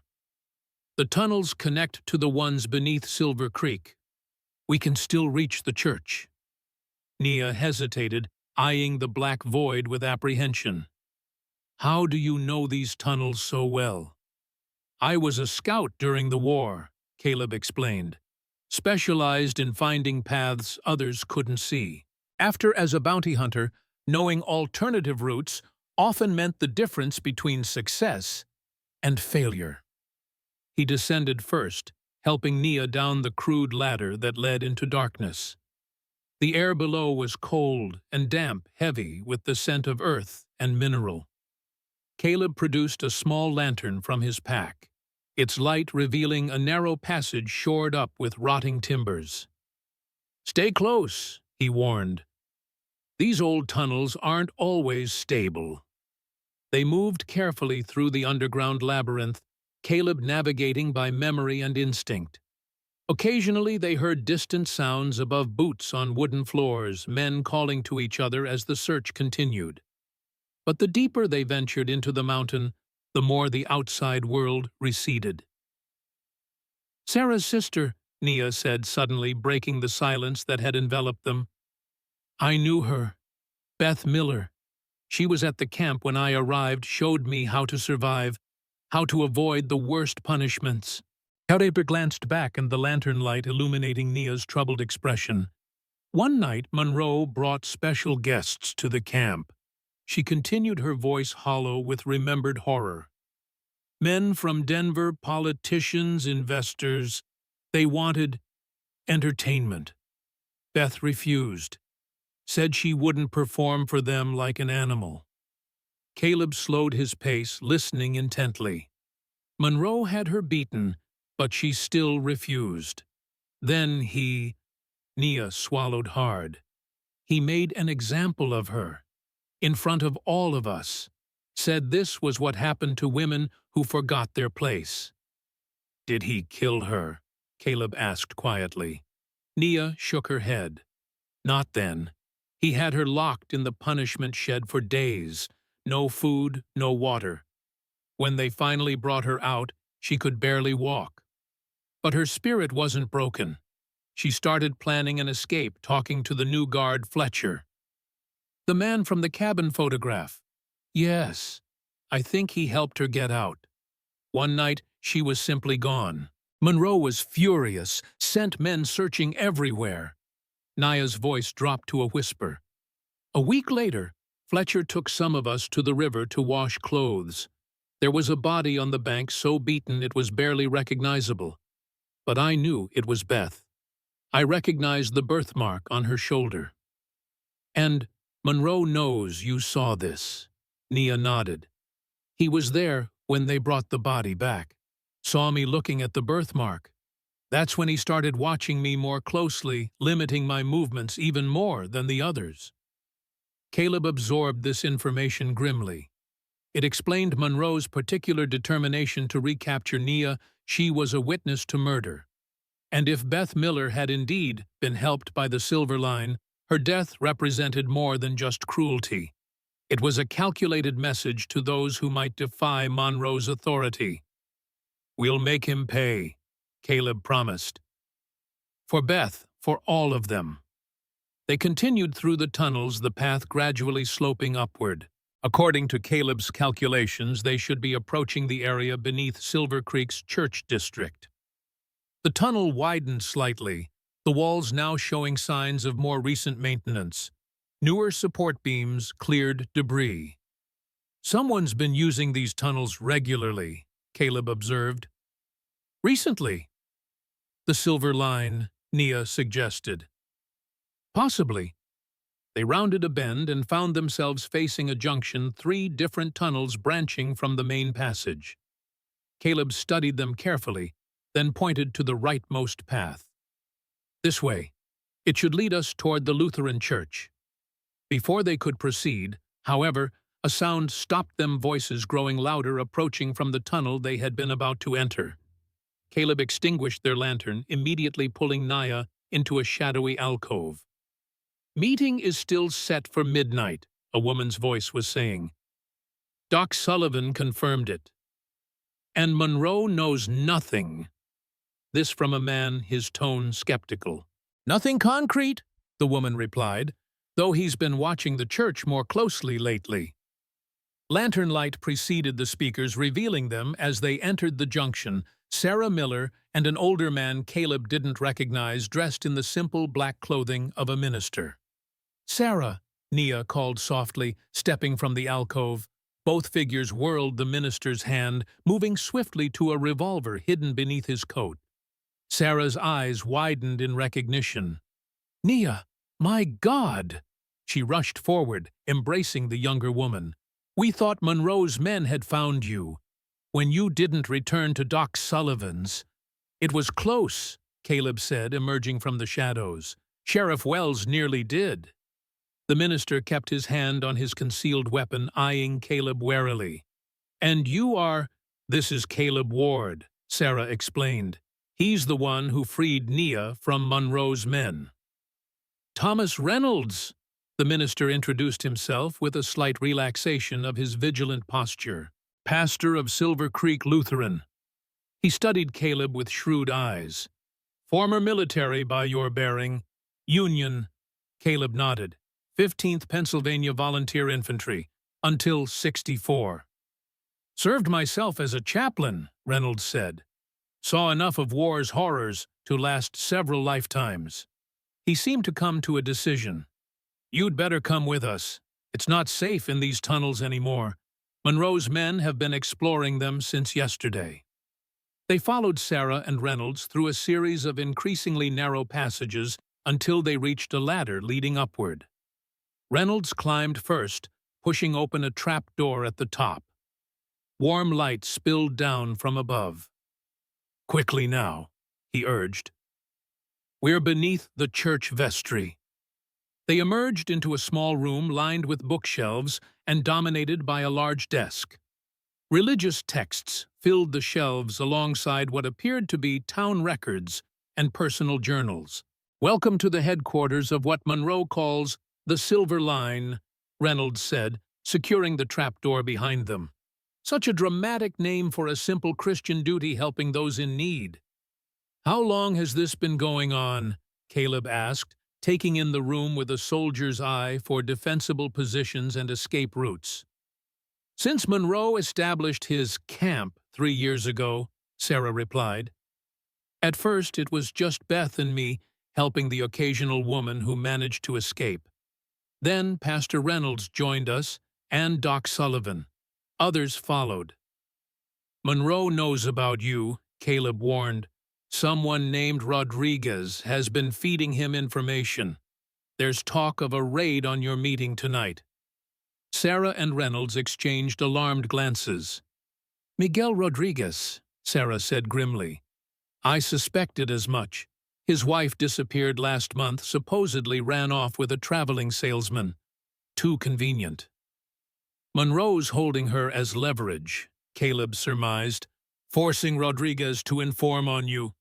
Reynolds moved to the window, carefully peering through the curtains at the street outside. "We need to warn the others. Cancel tonight's meeting." "No," Nia interjected forcefully. "Don't cancel it. This is our opportunity." 3 pairs of eyes turned to her in surprise. "Monroe will send men here tonight, expecting to capture members of the Silver Line." She continued, a plan forming as she spoke. "But what if we're ready for them? What if, instead of finding frightened people to arrest, they find evidence of Monroe's crimes? The women from the camp ready to testify. Witnesses like me who've seen what he's capable of." "You're suggesting we use Monroe's raid against him," Caleb said, understanding dawning. "Turn his trap into our own." Nia nodded, her eyes bright with determination. "Exactly. But we'll need help, people willing to stand with us against Monroe's influence." "That won't be easy," Sarah cautioned. "Fear runs deep in Silver Creek." "Then we start with those who've already shown courage," Caleb said. "Doc Sullivan, the women you've helped escape, anyone who's lost someone to Monroe's cruelty." Reynolds stroked his beard thoughtfully. "It could work. Monroe's power has always depended on isolation, keeping his victims separated, making each person believe they stand alone against him. If enough people came forward at once, we'd need irrefutable evidence, Sarah pointed out. Monroe controls the law in Silver Creek. Sheriff Wells, Judge Davis in the county seat, they're all in his pocket. I might have something, Caleb said slowly. Monroe has a photograph from the war, evidence of atrocities he committed and blamed on me. If we could obtain that, and I can testify about Beth, Nia added, about what I saw at the river. A new energy filled the room, the possibility of action after years of cautious resistance. But as they began formulating plans, a sharp knock at the vestry door froze them all in mid-conversation. "Pastor," Sheriff Wells's voice, "need a word with you." Reynolds motioned for Caleb and Nia to hide behind the heavy curtains that separated the vestry from the main church. Once they were concealed, he opened the door with a practiced smile. "Sheriff Wells, what brings you to the Lord's house today? Seeking spiritual guidance, perhaps?" Wells's laugh held no humor. "Save the sermon, Pastor. I'm here on official business. Judge Monroe has reason to believe you're harboring fugitives." "Fugitives?" Reynolds feigned surprise. "In my church, whatever gives him that idea." "Information from a reliable source," Wells replied. "You mind if I take a look around?" "Of course not," Reynolds agreed smoothly. "God's house is open to all. Though I must warn you, the only fugitives here are those fleeing from sin into the Lord's embrace." Behind the curtain, Caleb silently drew his revolver, positioning himself protectively in front of Nia. If Wells discovered them, there would be no peaceful resolution. The sheriff's boots thudded across the wooden floor as he entered, eyes scanning the vestry. Sarah stood by the bookshelf, outwardly calm, though her hands trembled slightly. "Mrs. Miller," Wells acknowledged with a tip of his hat. "Bible study today, is it?" "Preparing for Sunday school," she replied evenly. "The children are learning about David and Goliath, a shepherd boy standing against a powerful tyrant. Such an inspiring story, don't you think?" Wells's eyes narrowed at her barely concealed implication. "Indeed, though as I recall that story ends with the tyrant's head cut off. Not a very Christian sentiment." "The Lord works in mysterious ways," Reynolds interjected smoothly. "Now, was there something specific you were looking for, Sheriff? My afternoon prayer meeting begins soon." Wells moved around the room slowly, his hand resting on his gun belt. He paused near the curtain so close that Caleb could smell the tobacco on his breath. For a heart-stopping moment, it seemed he would pull it aside. Instead, he turned back to Reynolds. "Just doing my duty, Pastor. Judge Monroe is most concerned about these fugitives. A dangerous man and a confused young woman. If you should see them, you'll report it immediately, of course." "Of course," Reynolds agreed, "though I would be obliged to offer them spiritual counsel before turning them over to secular authorities. It is my calling after all." Wells snorted. "Just so long as your calling doesn't interfere with the law." He moved toward the door, then paused. "One more thing. I understand you're hosting a special service tonight. Midnight, is it?" Reynolds' expression betrayed nothing. "A prayer vigil for the less fortunate in our community. You're welcome to attend, Sheriff. Perhaps the Lord might touch your heart as well." "Perhaps," Wells conceded with a thin smile. "Though I suspect I'll be otherwise occupied. Good day, Pastor. Mrs. Miller." When the door closed behind him, Reynolds exhaled heavily. "He knows about the meeting tonight." Caleb emerged from behind the curtain, holstering his weapon. "Which confirms Rodriguez's betrayal. Monroe will have men surrounding this church by nightfall." "Then we have until nightfall to prepare our response," Nia said firmly. "To gather our witnesses, our evidence, and our allies. Sarah moved to the window, watching Sheriff Wells stride down the street toward the courthouse, where a crowd had already begun to gather for Monroe's special session. "It won't be easy," she said. "Monroe's men are everywhere. How do we move about town without being seen?" Caleb joined her at the window, his gaze fixing on the courthouse. A plan was forming in his mind, audacious, perhaps even foolhardy, but with the potential to turn the tables decisively. "We don't," he said finally. "We don't hide. I'm going to Monroe's court session." "What?" The other three spoke in unison, equal parts shock and alarm. "Monroe has scheduled this spectacle to demonstrate his power, to show Silver Creek what happens to those who defy him." Caleb's expression hardened with resolve. "Let's give the people a different demonstration. The truth about Judge Edmund Monroe, war hero and pillar of the community."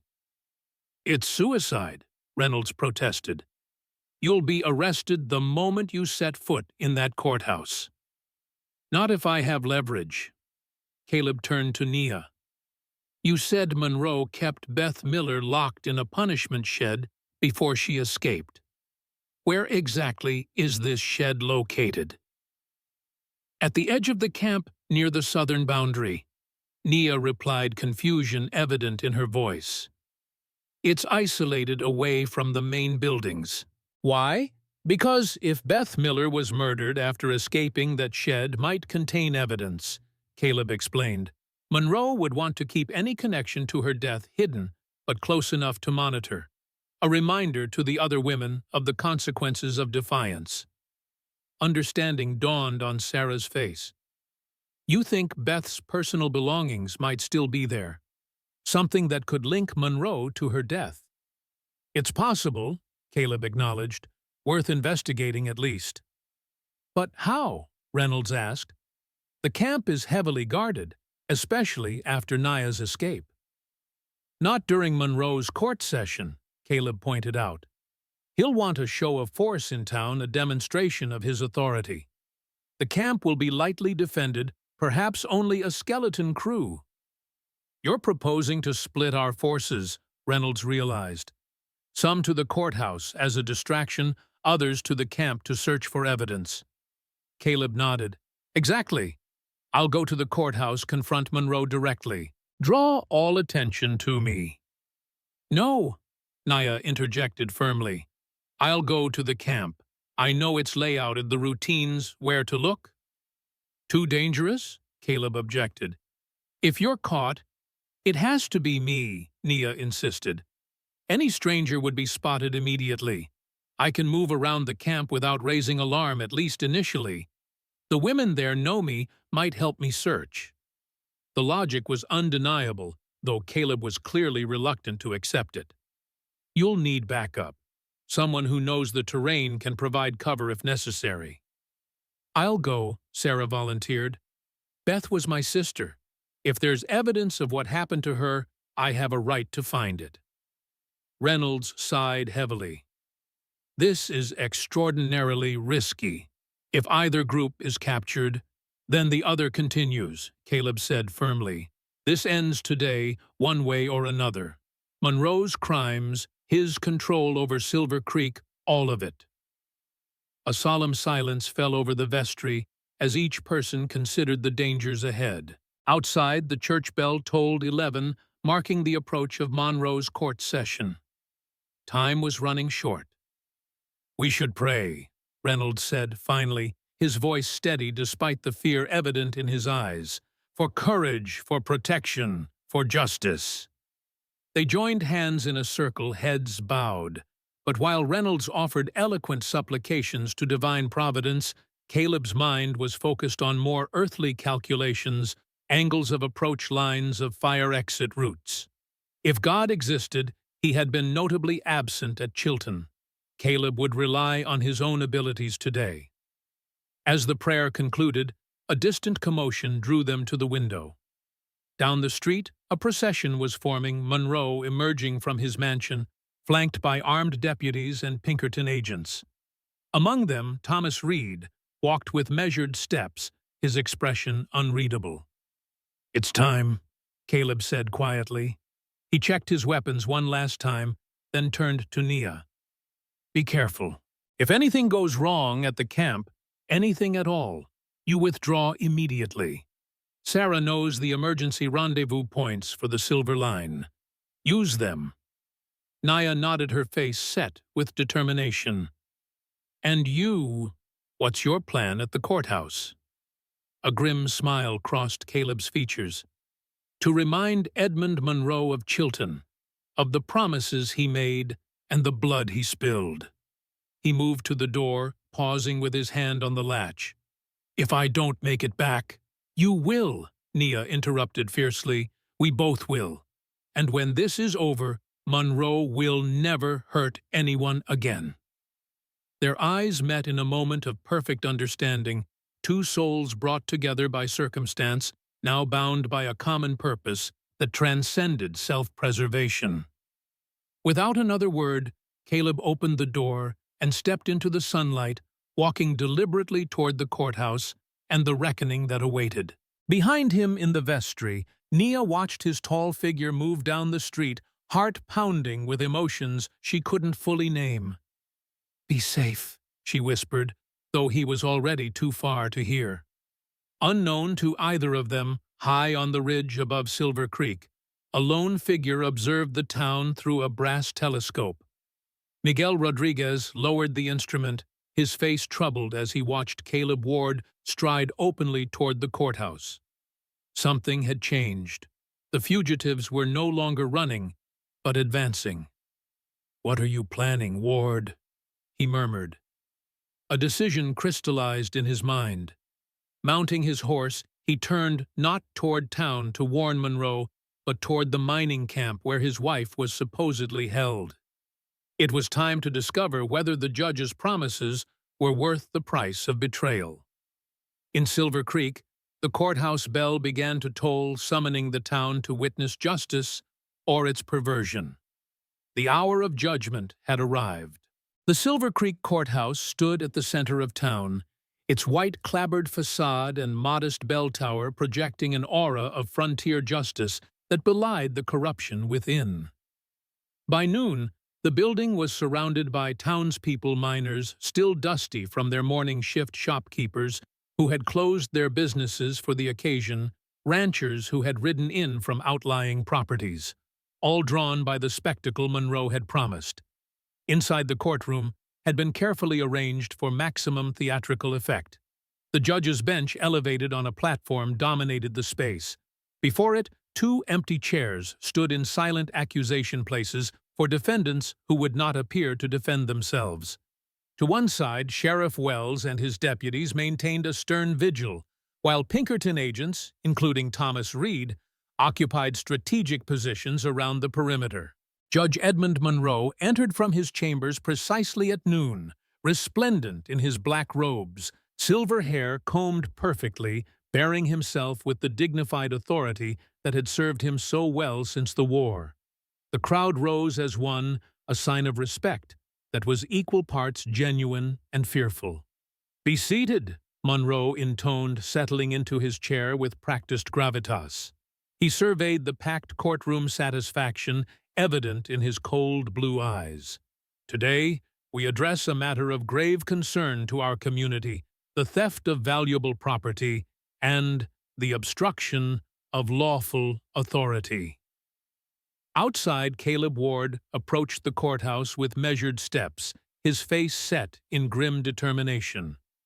He had shed his coat, wearing only a simple white shirt and dark trousers, his gun belt conspicuously absent. He wanted no misunderstandings about his intentions. This was to be a confrontation of words and truth, not bullets. As he mounted the courthouse steps, deputies stationed at the entrance straightened in alarm, hands moving to their weapons. "Hold there, Ward," one called. "You're not welcome here." Caleb stopped, hands visible at his sides. "I understand Judge Monroe is holding a special session regarding charges against me. Seems only fair I should be present to hear them." The deputies exchanged uncertain glances. They had been instructed to watch for Ward attempting to flee town, not marching boldly into the lion's den. "Sheriff's orders are to arrest you on sight," the senior deputy warned. "Then arrest me," Caleb replied calmly. "But do it inside where everyone can witness it, unless Judge Monroe is afraid to face me directly." It was a calculated challenge, one the deputies couldn't ignore, without appearing to question their employer's courage. After a moment's hesitation, they moved to flank Caleb, escorting him through the double doors into the crowded courtroom. Their entrance caused an immediate stir. Conversation ceased mid-sentence as heads turned to observe the notorious mountain man being led down the center aisle. Monroe, in the midst of reading the charges, looked up sharply, momentary surprise quickly masked by judicial composure. "Well," he said, setting aside his papers, "it appears one of our fugitives has decided to join us after all. Caleb Ward, you stand accused of theft of valuable property, obstruction of justice, and seditious activities against the peace and prosperity of Silver Creek. How do you plead?" Caleb stood at the bar, flanked by deputies, his gaze steady. "Before I answer that, I'd like to know what property I'm accused of stealing." A murmur ran through the crowd. Monroe's lips thinned with displeasure at the direct challenge. "You know perfectly well, Ward. A woman legally contracted to work at my mining enterprise who absconded with valuable items. You interfered with my men's lawful recovery of this property." "Her name is Nia Thorne," Caleb said, his voice carrying clearly through the hushed courtroom. "And she's not property. She's a human being who was held against her will, forced into servitude, branded like cattle." He turned to address the assembled townspeople directly. "How many of you have wondered about the women at Judge Monroe's special camp? The ones who never come to town, never speak to outsiders, the ones who occasionally disappear without explanation." "That's enough!" Monroe slammed his gavel. "You will address your remarks to the court, Mr. Ward, or be held in contempt." "I'm already being held," Caleb observed dryly. "And as for contempt, yes, I hold this proceeding in contempt, just as I hold in contempt any man who claims the right to own another human being." The crowd's murmuring grew louder. Monroe gestured to Sheriff Wells, who stepped forward menacingly. "Remove the defendant to the jail," Monroe ordered. "He will be dealt with properly after." "After what?" Caleb interrupted. "After you've convinced these good people that I'm a dangerous criminal. After you've hidden the truth about what really happens at your camp, about what happened to Beth Miller." At the mention of that name, Monroe's composure cracked visibly. His face paled, then flushed with anger. "This is slander. I'll not have my court disrupted by unfounded accusations." "Then let's talk about founded accusations," Caleb pressed, sensing weakness. "Let's talk about Chilton Colonel Monroe, about the 3 farmers you ordered executed without trial, about the photograph you've kept all these years not to preserve justice, but to blackmail me into silence." A hush fell over the courtroom, the spectators riveted by this unexpected turn. Among the Pinkerton agents, Thomas Reed shifted position slightly, hand moving beneath his coat. Monroe's face had gone rigid with fury. "Sheriff, remove this man immediately." Wells and his deputies moved to seize Caleb, but he raised his voice, addressing the crowd once more. "Ask yourselves why Judge Monroe is so eager to silence me. Ask why women disappear from his camp. Ask what happened to Beth Miller after she escaped." Several townspeople stood their expressions troubled. Among them, Doc Sullivan and Pastor Reynolds watched intently from the back of the room, gauging the crowd's reaction. "This man is a known criminal," Monroe shouted above the growing tumult. "A deserter from the Union Army wanted for war crimes. I have proof." He reached into his robes, withdrawing a folded paper, the photograph from Chilton. "See for yourselves the true nature of Caleb Ward." But before he could display it, the courthouse doors burst open. A breathless miner stood in the entrance, face streaked with dirt and sweat. "Fire!" he shouted. "Fire at the Monroe mining camp! The women's quarters are burning!" Chaos erupted. Monroe's face drained of color, the photograph forgotten in his hand. Sheriff Wells looked to his employer for instructions, torn between maintaining order in the courthouse and responding to the emergency. "Go," Monroe ordered tersely. "Take your men. Secure the camp." His eyes locked with Caleb's across the courtroom, cold with suspicion. "This is your doing, isn't it, Ward?" Caleb's expression revealed nothing, but inwardly, alarm coursed through him. A fire at the camp had not been part of their plan.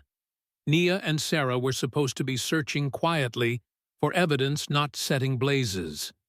Something had gone terribly wrong. As deputies rushed from the courthouse, leaving only 2 to guard, Caleb Monroe descended from the bench, the photograph still clutched in his hand. The courtroom had largely emptied, only a few curious onlookers remaining to witness what would happen next. "I don't know what game you're playing, Ward," Monroe said quietly, approaching the bar. "But it won't save you, or her." "This isn't a game," Caleb replied evenly. "It's justice, something you abandoned long ago." Monroe's laugh held no humor. "Justice in this world, justice belongs to those with the power to enforce it. You should have learned that at Chilton." "I learned something else at Chilton," Caleb said, "that remaining silent in the face of evil makes you complicit in it. I've carried that guilt long enough." Monroe leaned closer, his voice dropping to a whisper. "How noble! But tell me, who will believe the word of a deserter against a respected judge? Who will care about a few missing whores when their livelihoods depend on my mines?" "You'd be surprised what people care about when they learn the truth," Caleb replied. "The full truth, Colonel, including what really happened to those farmers." For a moment, genuine uncertainty flickered in Monroe's eyes. Then his confidence reasserted itself. "It doesn't matter. By nightfall, you'll be hanging from the same oak tree with the same photographer documenting your crimes." He turned to the remaining deputies. "Take him to the jail. No visitors, no exceptions." As Caleb was led away, he caught sight of Thomas Reed watching from the corner, expression unreadable. Their eyes met briefly, a silent exchange that carried both question and answer. Whatever happened next would depend on where Reed's true loyalties lay. Smoke rose in a thick black column above the trees, visible for miles across the valley. Nia and Sarah watched from the concealment of a pine grove as Monroe's men rushed toward the burning building at the northern edge of the camp, the storage shed where supplies were kept. "Perfect timing," Sarah whispered, satisfied. Doc Sullivan's diversion worked. It had been a hasty addition to their plan. Upon learning that most of the camp's guards would accompany Monroe to town, leaving only a skeleton crew behind, they had enlisted Doc Sullivan to create a distraction at the opposite end of the camp from the punishment shed they needed to search. The doctor had ridden up openly, claiming a medical emergency required him to examine one of the women. While the remaining guards were occupied with him, he had accidentally knocked over a lantern in the supply shed, starting a controlled burn that would cause alarm but endanger no one. "Now's our chance," Nia said, leading Sarah along the perimeter of the camp. They moved quickly through the trees, Nia navigating with the confidence of one who had studied every inch of her prison-planning escape. The women's quarters, a long, low building resembling a barracks, stood empty, its occupants having been marshaled to form a bucket line to fight the fire. Beyond it, lay a smaller structure set apart from the others, its single window covered with iron bars. The punishment shed, Nia confirmed, approaching cautiously. Where they kept Beth. The door was secured with a heavy padlock. Sarah produced a set of thin metal tools from her pocket, lockpicks expertly crafted. Beth taught me, she explained, seeing Nia's surprised expression. Our father was a locksmith before the war, said his daughters should know useful trades. She worked quickly, the lock yielding after less than a minute of manipulation. The door swung open with a protesting creak, revealing a dark interior that smelled of damp earth and despair. The shed contained a narrow cot, a bucket for waste, and nothing else the bare minimum to sustain human life. But it was the walls that drew their attention. Every available surface was covered with scratched markings, tallies, words, crude pictures. The desperate communication of a woman determined not to disappear without trace. Beth's writing, Sarah whispered, touching the wall reverently. She kept records. Indeed, the scratches formed a methodical documentation, dates, names, incidents. A hidden history of Monroe's camp and its abuses. Most chilling were the notations beside certain names: sold to Denver, punishment, died, disappeared after Monroe's guests. This is it, Nia breathed. Evidence of everything. Names, dates, what happened to each woman. But Sarah had moved to the corner of the shed where the scratching was most concentrated. Her face had gone pale. Here, she said, voice breaking. The last entry. The night before, Beth disappeared. Nia joined her, reading the shaky inscription, Monroe ordered special entertainment for Senator Brooks. When I refused, Fletcher offered to help me escape, meeting him at midnight by the south fence. If I don't return, tell Sarah Monroe killed Jenkins' family for their land. Same as others. Evidence in his study, false bottom of desk drawer. God help us all. Jenkins' family, Sarah repeated, her voice hollow. They owned the parcel where Monroe's mansion now stands, supposedly sold it and moved west, but no one ever heard from them again. And others, Nia added grimly. How many families has Monroe disposed of to build his empire? A sound outside froze them both. Footsteps approaching the shed. They pressed themselves against the wall beside the door, hearts pounding. The steps stopped just outside, followed by the unmistakable click of a revolver being cocked. I know you're in there, a man's voice called softly. Come out slowly. Nia and Sarah exchanged desperate glances. They were trapped with no weapon beyond Sarah's small derringer, useless against what was likely a guard with a rifle. I said, come out, the voice repeated. I'm not here to hurt you. Something in the tone, a note of genuine concern, rather than threat, made Nia take a chance.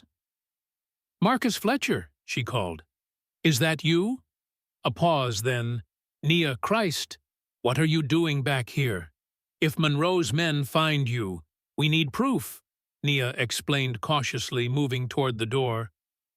About Beth Miller, about what Monroe's been doing. Fletcher came into view, a tall man with a weathered face and graying beard, the same man from the cabin photograph. He wore the plain clothes of a mine supervisor rather than a guard's uniform, and his revolver was pointed at the ground, not at them. You found it, then? He asked, nodding toward the scratched walls. Beth's record? You knew. Sarah stepped forward, anger flashing in her eyes. You knew what my sister was documenting, and you didn't help her until it was too late.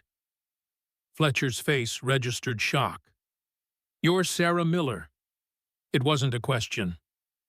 Beth spoke of you often. He holstered his weapon slowly. I did try to help her. Got her out of the camp, gave her money, a horse. Told her which trails to avoid. Then why was she found dead by the river? Nia demanded. Beaten beyond recognition. Pain crossed Fletcher's features. Because Monroe's men caught her before she reached town. I didn't know until after, when they brought her body back as a warning to the other women. His voice hardened. That's when I started looking for a way to bring Monroe down. Been gathering evidence, names of his victims, details of land seizures. Why should we believe you? Sarah asked, though her tone had softened slightly. Fletcher reached into his coat, withdrawing a small, leather-bound book. Because I've been keeping my own record. Names, dates, witnesses. Everything Monroe thinks is safely buried. He handed it to Sarah. Including what really happened to Beth. She was carrying a letter to you, explaining everything. Monroe found it when they caught her. Sarah clutched the book, emotions warring on her face. Grief, anger, and a fierce determination. This is enough to convict him. With this and Beth's testimony on these walls, it should be. Fletcher glanced nervously toward the main camp where the fire was now under control, guards beginning to return to their posts. But we need to leave. Now, there's a back trail through the ravine. He led them away from the shed, staying within the tree line. As they moved, he explained in hushed tones, Monroe's been growing more paranoid, convinced someone in his organization is working against him.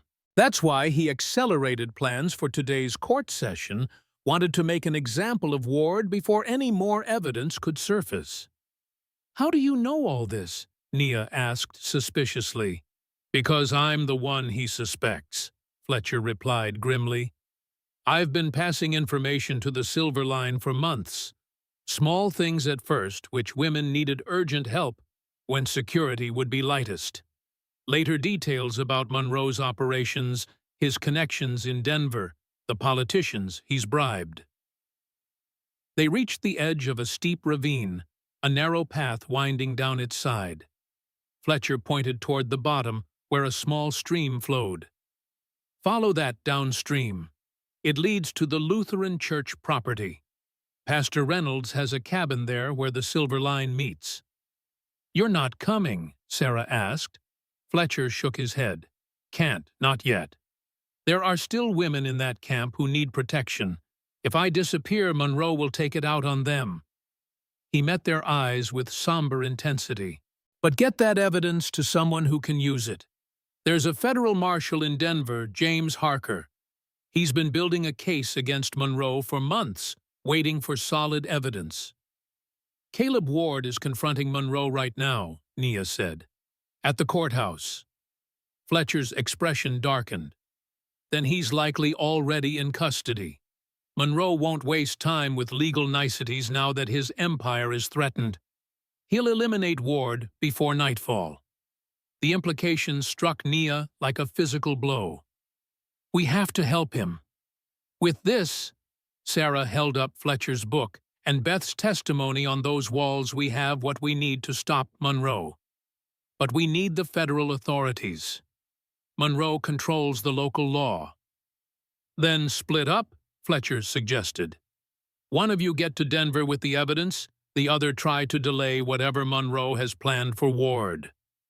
A distant shout from the direction of the camp signaled that their absence had been noticed.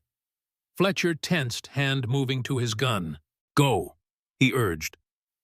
I'll lead them away from your trail. Nia gripped his arm.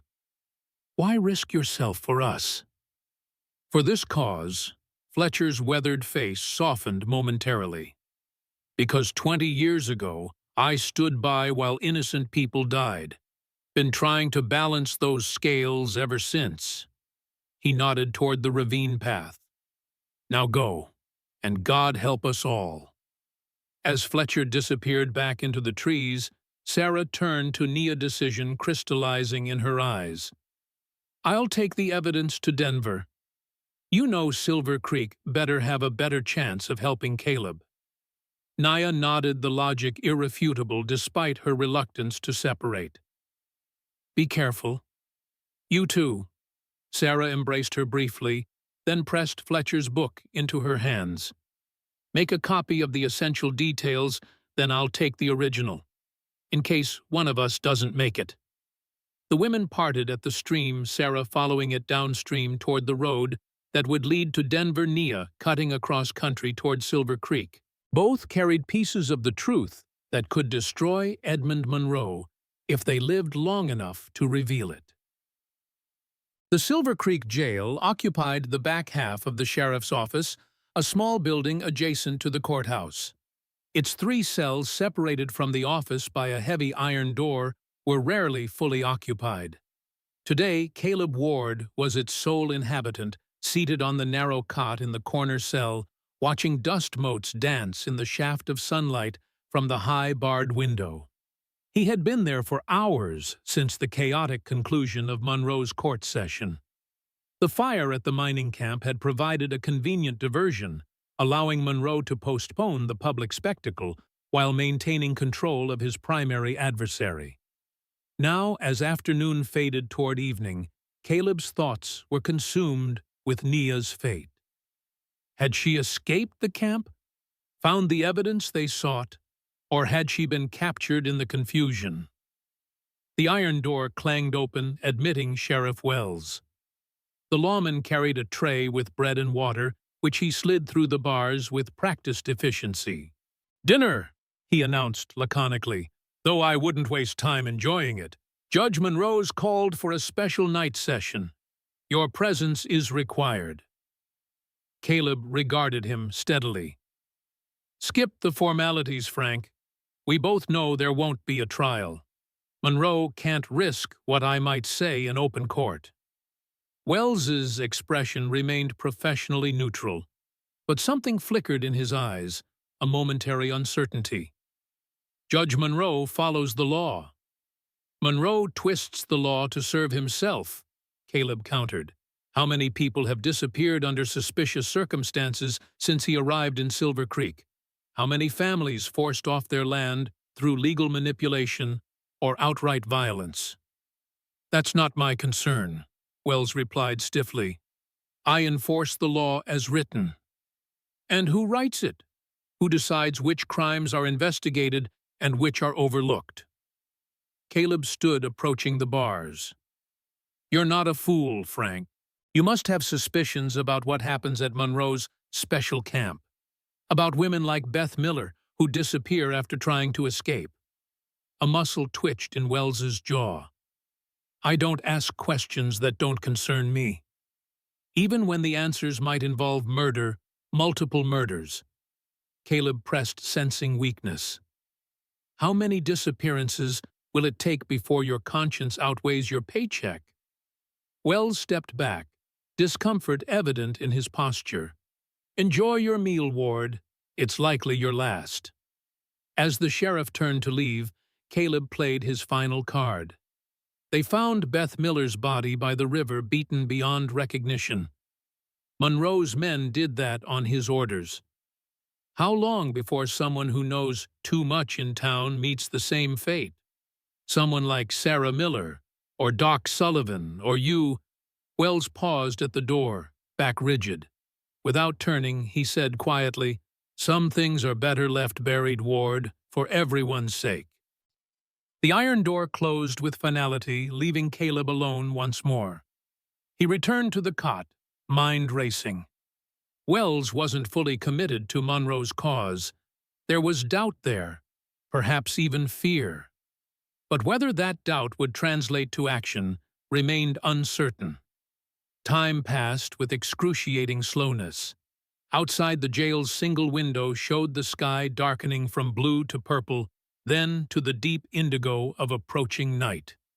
Caleb had just begun to wonder if Monroe's special night session had been delayed when the door opened again. This time it was Thomas Reed who entered, alone, his Pinkerton coat exchanged for simple civilian attire. "Evening, Ward," he greeted, pulling a chair close to the cell. "Thought you might appreciate some company before the festivities." Caleb studied his former comrade warily. "What festivities would those be?" Tom Reed's smile, held no humor. Judge Monroe has decided that the formal proceedings are unnecessary. There will be a simple statement that you attempted escape and were shot in the process. Most unfortunate. And you're here to carry out this unfortunate incident. Actually, I'm here to prevent it. Reed withdrew a key from his pocket, holding it up where Caleb could see it. Monroe doesn't know I have this. Borrowed it from Wells's desk while he was occupied with the fire at the mining camp. Caleb's eyes narrowed with suspicion. Why would a Pinkerton agent risk his career to help a fugitive? Reed leaned forward, voice dropping to a near whisper. Because I'm not just a Pinkerton agent. I've been working with Federal Marshal James Harker for the past 6 months, building a case against Monroe. Corruption, bribery, land fraud. And murder, Caleb suggested. Suspected, but not proven. Not until today. Reed glanced toward the door, ensuring they remained unobserved. Your friend Nia and the Miller woman found something at the camp. Fletcher got word to me, evidence linking Monroe to at least 3 murders, possibly more. Hope flared briefly in Caleb's chest. Where are they now? Are they safe? Sarah Miller is en route to Denver with the evidence. Nia insisted on returning to town to help you. Reed's expression grew grim. Monroe's men are searching for her now. If they find her before nightfall... He left the implication hanging, but Caleb understood all too well. Monroe would eliminate any witnesses to his crimes, tie up all loose ends before fleeing. The special night session was merely a pretense for executing those who threatened his empire. So, what's your plan? Caleb asked, eyeing the key Reed still held. Break me out. Hope we can find Nia before Monroe's men do. Something like that, Reed acknowledged. Though it's not without risk. Monroe has deputies posted throughout town and Pinkerton agents watching the main roads. You seem to have chosen a side, Tom, Caleb observed. Why, what changed since Chilton? Reed's face darkened with old memories. I was there, Ward. Saw what Monroe ordered, what he did to those farmers. Saw how he made you the scapegoat afterward. He pocketed the key decision apparently made. I've spent 15 years trying to wash that blood from my hands. This might be my last chance. A commotion from the front office interrupted them, raised voices, the thud of boots on wooden floors. Reed tensed, hand moving to his concealed weapon. Monroe's men, he whispered, earlier than expected. The iron door burst open, admitting Sheriff Wells and 2 deputies. Their expressions registered surprise at finding Reed already present. Mr. Reed, Wells acknowledged stiffly, I wasn't aware you had business with the prisoner. Just confirming some details for my report to the agency, Reed replied smoothly, rising from his chair. Has there been a change in schedule? Wells nodded grimly. Judge Monroe has moved up the proceedings. We're to transport Ward to the courthouse immediately. His hand rested meaningfully on his revolver. There's been another incident at the mining camp. Someone broke into the punishment shed, discovered sensitive materials. Reed's expression revealed nothing, but Caleb noted the slight tensing of his shoulders. I see. Well, I'm sure the judge knows best. I'll accompany you, of course. That won't be necessary, Wells replied. Judge Monroe specifically requested that Pinkerton personnel remain at headquarters. Something about coordinating the search for the Miller woman and her accomplice. The implication was clear. Monroe was isolating Caleb, ensuring no potential allies would be present for what was to come. Reed hesitated, clearly weighing his options. To openly defy the sheriff's instructions would reveal his true allegiance, potentially destroying months of undercover work. Of course, he conceded finally. I'll report to headquarters immediately. As he passed Caleb's cell, he met the prisoner's eyes briefly, a silent communication that promised this wasn't the end. Then he was gone, leaving Caleb alone with Wells and his deputies. "On your feet, Ward," Wells ordered, unlocking the cell. "Judge is waiting." Caleb rose slowly, mind calculating possibilities. The deputies were alert, hands on their weapons, anticipating resistance. Wells himself maintained a professional distance, his earlier uncertainty now masked by practiced routine. "May I ask where this proceeding is to take place?" Caleb inquired as they secured his wrists with heavy iron manacles. "Judge Monroe's private chambers," Wells replied. "Less chance of interruption. In other words, a controlled environment where Caleb could be dispatched quietly, his body later displayed as evidence of an escape attempt. The perfect solution to Monroe's problem, the dangerous witness eliminated the public narrative maintained. They led him from the jail into the gathering darkness, the streets of Silver Creek oddly deserted for early evening. No miners returning from shifts, no shopkeepers closing up, no families strolling in the cooling air. The town seemed to be holding its breath, as if sensing the violent resolution approaching. As they crossed the short distance to the courthouse, Caleb scanned his surroundings, alert for any sign of Nia Reed or potential allies. Nothing. Only shadows lengthening across the dusty street, the distant glow of lamps from windows, and the silent scrutiny of Monroe's men positioned on rooftops and in alleyways. The courthouse stood dark and imposing, only a single light visible in an upstairs window, Monroe's chambers. They entered through a side door, bypassing the main courtroom, and ascended a narrow staircase to the second floor. Wells knocked briefly on a heavy oak door, then entered without waiting for response. Judge Edmund Monroe sat behind a massive desk, the photograph from Chilton prominently displayed before him. He had exchanged his judicial robes for a well-cut suit, and a glass of amber liquid rested near his right hand. His cold blue eyes assessed Caleb with clinical detachment. "Mr. Ward," he greeted, gesturing to a straight-backed chair positioned before the desk. "Please be seated. This won't take long." Wells and his deputies maneuvered Caleb into the chair, then took up positions flanking the door. Monroe waited until they were settled before continuing. "I imagine you're wondering why I've arranged this private meeting rather than a public trial." He began, his tone almost conversational. "The answer is simple: efficiency. Why waste the town's time and resources when the outcome is predetermined? Because it's the law," Caleb replied evenly. "The law you've sworn to uphold." Monroe's smile was thin and without warmth. "The law is a tool, Ward. Like any tool, its utility depends on who wields it and to what purpose." He lifted the photograph, examining it in the lamplight. "This, for instance, has been a most useful tool. The threat of its revelation has kept you silent for years about what really happened at Chilton." "And now," Caleb asked, "now that the threat is exposed, now it becomes evidence of your war crimes," Monroe replied simply.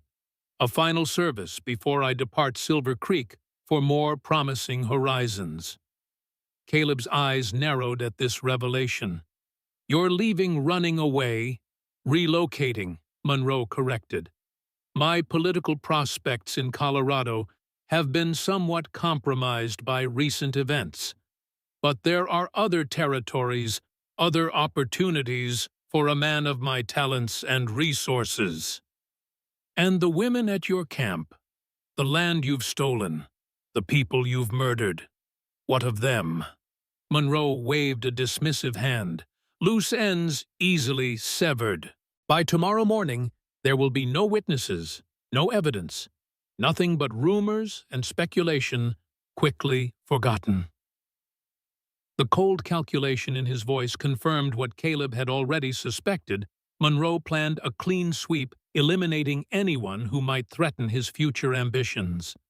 Nia Sarah Miller, Doc Sullivan, perhaps even Thomas Reed, all marked for death alongside himself.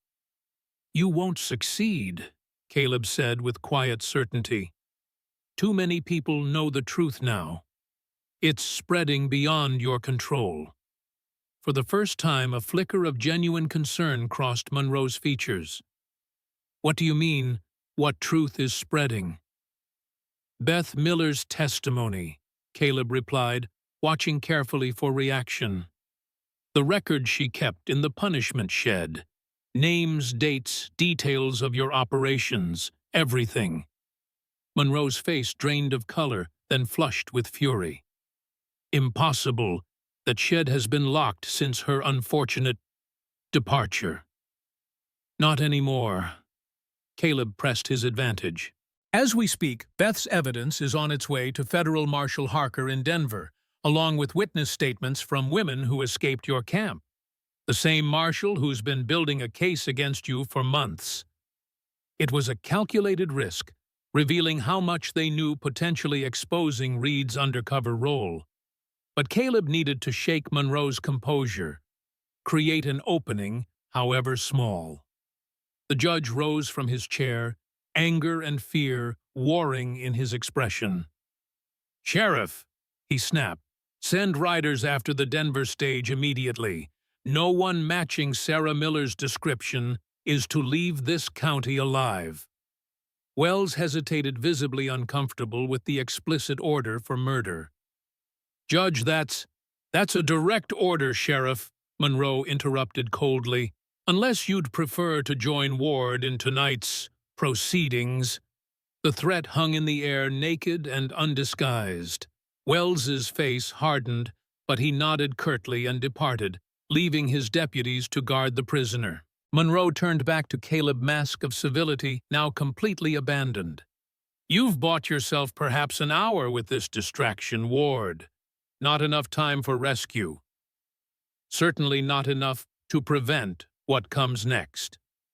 "And what does come next, Colonel?" Caleb asked deliberately, using Monroe's military rank. "Another execution without trial. More innocent blood on your hands." Monroe moved around the desk, looming over his seated prisoner. "Don't lecture me about blood, Lieutenant. We both served in that war. Both saw what was necessary to preserve the Union. The only difference between us is that I never apologized for doing what had to be done." "What happened at Chilton wasn't necessary," Caleb countered. "It was murder, plain and simple. And you've been murdering ever since, building your empire on bodies and stolen land." Monroe's hand struck like a snake, cracking across Caleb's face with surprising force for a man his age. "You self-righteous hypocrite! You think your hands are clean? You stood by and watched at Chilton. You collected bounties on men whose only crime was being on the wrong side of someone else's law.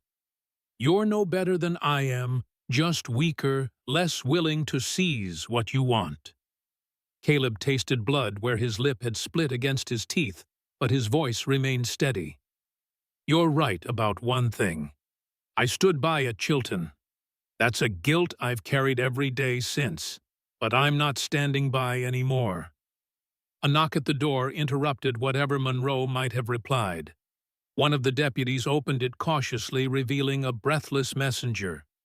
"Judge Monroe, sir," the young man stammered. "There's a situation in town. The miners from the afternoon shift, they're gathering at the Lutheran church. Doc Sullivan's with them, and that Pastor Reynolds. They're saying they won't let you leave town until they get answers about the women at the camp." Monroe's face contorted with rage. "Insolent rabble! Get Wells back here immediately. Tell him to disperse that crowd by force if necessary." "Sheriff Wells isn't at the office, sir," the messenger replied nervously. "No one's seen him since he left here." A chill of anticipation ran down Caleb's spine. Wells's absence could mean many things: that he was faithfully executing Monroe's orders to intercept Sarah Miller, or perhaps that the sheriff had finally found his conscience and chosen a different path. Monroe paced the room, control visibly slipping as his carefully constructed world began to unravel. "What about the Pinkerton men, Reed?" "Also gone, sir. The only men still at headquarters are Jenkins and Harlan. Useless, Monroe snarled. He rounded on his deputies. You two go to my estate immediately. Ensure my carriage is prepared, my valise packed. I'm leaving within the hour. As the deputies hesitated clearly, reluctant to leave their prisoner unguarded, Monroe drew a revolver from his desk drawer. Go, I can handle one manacled man myself. When they had departed, Monroe turned the revolver on Caleb, his hand remarkably steady, despite his agitation. It seems our time together must be abbreviated, Ward. A pity. I had planned a more instructive conclusion to our relationship. Shooting an unarmed, chained prisoner, Caleb observed. A fitting end to your career of cowardice. Monroe's finger tightened on the trigger. Any last words, Lieutenant? Perhaps a belated apology for disrupting my carefully constructed life. Caleb met his gaze without flinching. Just one question, Colonel. Do you remember what you said to me, after Chilton, about the difference between us? A flicker of confusion crossed Monroe's face. What? You said the difference was that I hesitate while you act. Caleb's muscles tensed, preparing. You were wrong. In one fluid motion, despite his manacled wrists, Caleb lunged forward from the chair. The sudden movement caught Monroe off guard, his shot going wide as Caleb's shoulder struck his midsection, driving him backward against the desk. The revolver clattered to the floor as both men fell. Monroe cushioned by his expensive leather chair, Caleb awkwardly trying to maintain advantage despite his restraints. Monroe recovered quickly, landing a solid blow to Caleb's temple that sent him sprawling. The older man scrambled for the fallen weapon, fingers closing around its grip, just as Caleb regained his feet. Impressive, Monroe panted, training the revolver once more on his opponent, but ultimately futile.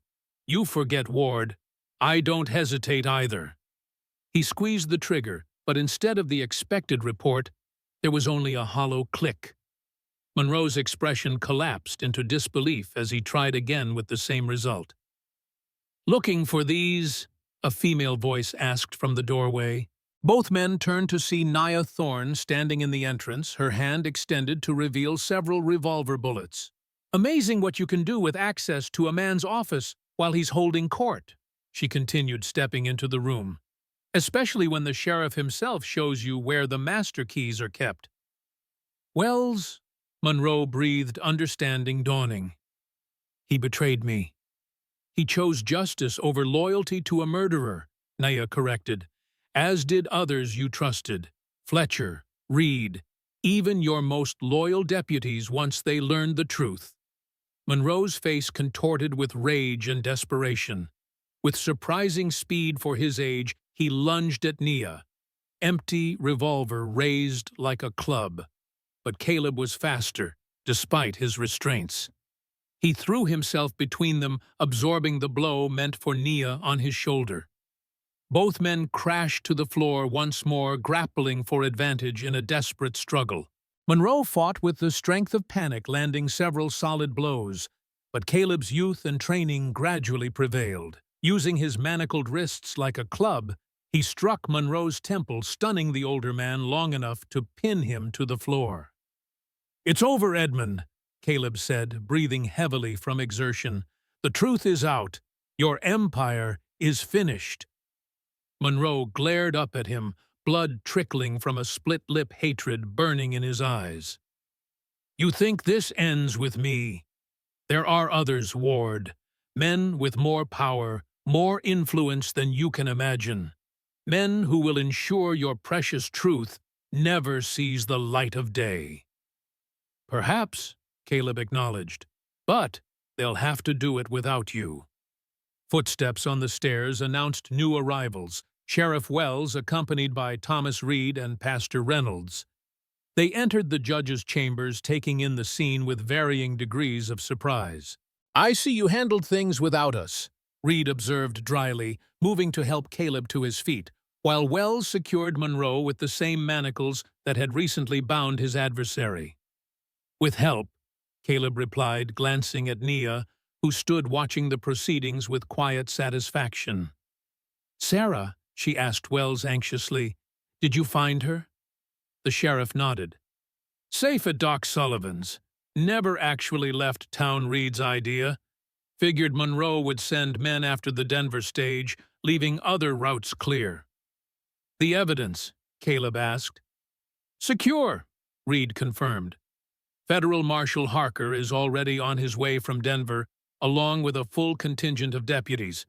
Should arrive by morning." Monroe, now securely restrained, laughed bitterly. "You fools! Do you really believe a federal marshal will be allowed to take me into custody, that my associates in Denver will permit such a public embarrassment?" "Your associates in Denver have their own problems," Reed informed him. "The agency has been investigating corruption in the territorial government for months. Several arrests have already been made, including Senator Brooks, your special guest at the mining camp." For the first time, genuine fear replaced anger in Monroe's expression. His empire wasn't merely crumbling. It had already fallen, the powerful allies he had counted on, swept away in a wider investigation than he had imagined possible.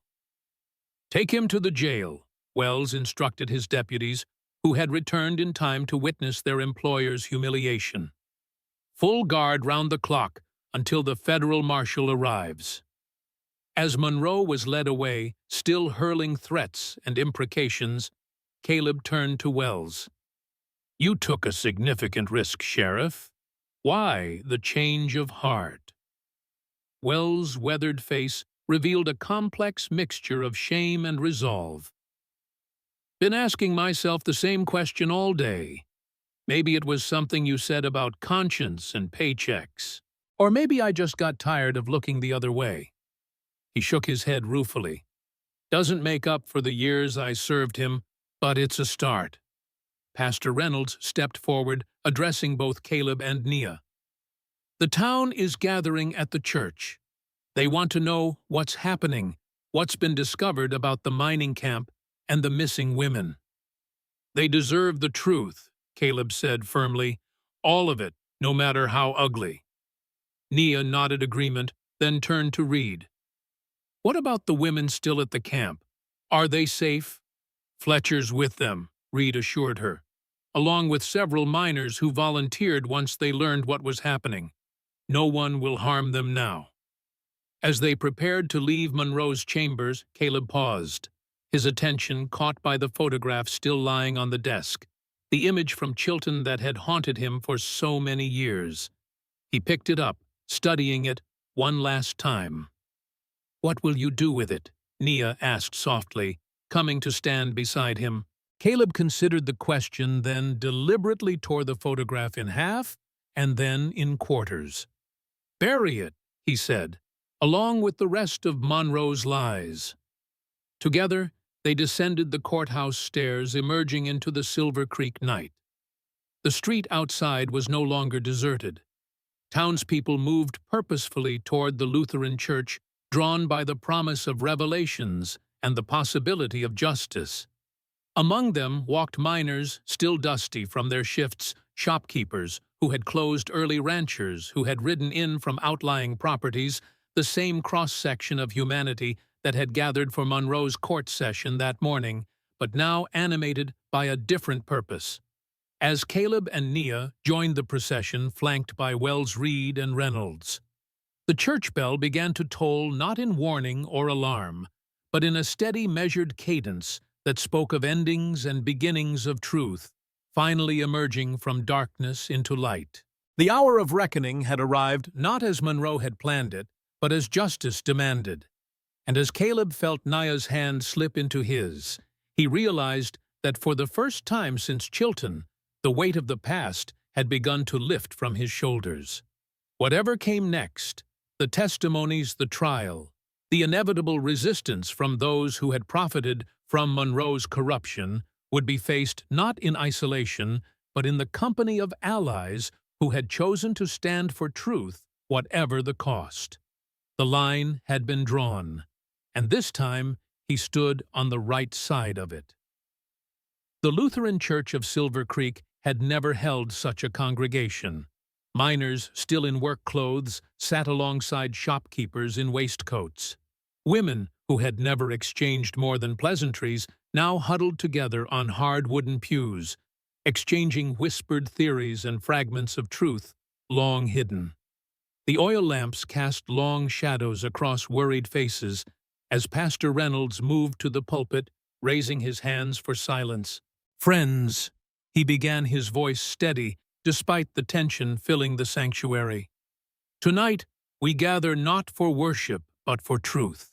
For too long our town has lived under a shadow, prospering materially perhaps, but at a cost we are only now beginning to understand." The crowd settled attention riveted to the pastor's weathered face. Near the back, Doc Sullivan stood beside Sarah Miller, a protective hand on her shoulder. Thomas Reed leaned against the wall by the entrance, eyes constantly scanning for potential threats. And at the front, seated on a simple wooden bench, Caleb Ward and Nia Thorne faced the assembly, their presence a living testament to the revelations about to unfold. Many of you know of Judge Edmund Monroe as a civic leader, a benefactor, the owner of our largest mine, Reynolds continued. Few of you know the full extent of his crimes. Tonight, that changes. A murmur rippled through the congregation as Sarah Miller stepped forward, clutching Fletcher's leather-bound journal and several sheets of paper covered with copied notations from the punishment shed.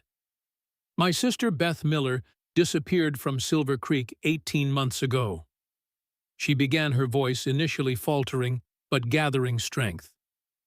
Judge Monroe claimed she had run away with a traveling salesman. That was a lie. Over the next hour, the truth of Monroe's operation unfolded before the stunned townspeople. Sarah detailed her sister's captivity at the mining camp, the abuse suffered by the women held there, the punishment shed where Beth had documented it all. Doc Sullivan corroborated with medical evidence injuries. He had treated deaths he had been forced to falsely certify as accidents or illness. Sheriff Wells, standing awkwardly at the side of the room, his star still pinned to his chest, though his authority now hung by a thread, confirmed what many had long suspected about vanished land claims and unexplained disappearances. His confession carried the bitter weight of years of complicity. "I told myself I was just doing my job," he admitted, unable to meet the accusing eyes that turned his way. "That what happened at the judge's estate wasn't my concern. I was wrong. God help me, I was wrong." Through it all, Caleb watched the faces of the townspeople, reading the progression from disbelief to horror, to the slow, burning anger that presaged action. Some wept openly.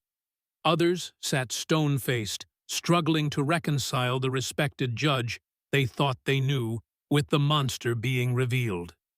When Sarah finished speaking, Reynolds called Nia forward.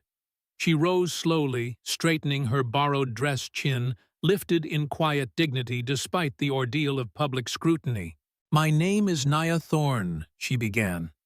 8 months ago, I was brought to Judge Monroe's mining camp under false pretenses. I was told I would work as a housekeeper at his estate.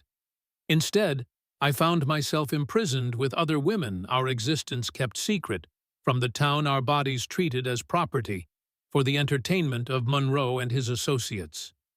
Her voice never wavered as she described the conditions at the camp, the punishments for disobedience, the women who had disappeared after displeasing Monroe. She spoke of Beth Miller's kindness, her resistance, and her final desperate escape attempt. "I saw Beth's body when they brought it back to the camp," she said, her eyes finding Sarah's across the room. "Monroe made us all look to understand what happened to women who tried to leave. What I didn't know then was that Beth had left a record scratched into the walls of the punishment shed documenting everything. Names, dates, crimes. A testament that outlived her." A profound silence settled over the church as Nia concluded her testimony. No one moved. No one whispered. The weight of collective responsibility pressed down on the assembly for turning blind eyes, for accepting convenient lies, for prioritizing prosperity over justice. Pastor Reynolds returned to the pulpit, his expression grave. Judge Monroe is currently in custody awaiting the arrival of Federal Marshal Harker from Denver. But our work, the work of this community, is just beginning. There are women still at the mining camp who need care and support. There are families who lost loved ones to Monroe's greed. There is justice yet to be served. From the back of the church, a miner stood, a burly man with cold, dark eyes and a face creased by years underground. "What about the mine itself?" he called. "It's the lifeblood of this town. If Monroe goes to prison, what happens to our jobs?" A chorus of concerned murmurs followed his question. For all the horror of Monroe's crimes, the practical reality remained. Silver Creek's economy depended on the mine he owned. Thomas Reed stepped forward from his position by the wall. "The federal authorities will likely place the mine in receivership during the legal proceedings," he explained. "Operations can continue under appointed management until ownership is resolved." "And who gets that ownership?" another voice challenged. "Some distant investor who cares even less about us than Monroe did. That will be for the courts to decide," Reed acknowledged. "But there may be alternatives. Worker cooperatives have been established in other mining communities. With proper legal guidance, the miners of Silver Creek might petition for consideration." The idea rippled through the assembly, sparking both hope and skepticism. Caleb watched the exchange with keen interest, recognizing the practical concerns that balanced moral outrage. Justice without survival was a luxury few in this frontier town could afford. As the discussion continued, sometimes heated, but remarkably civil. Given the circumstances, Caleb felt a touch on his arm. Nia was watching him with quiet intensity. "You haven't spoken yet," she observed softly.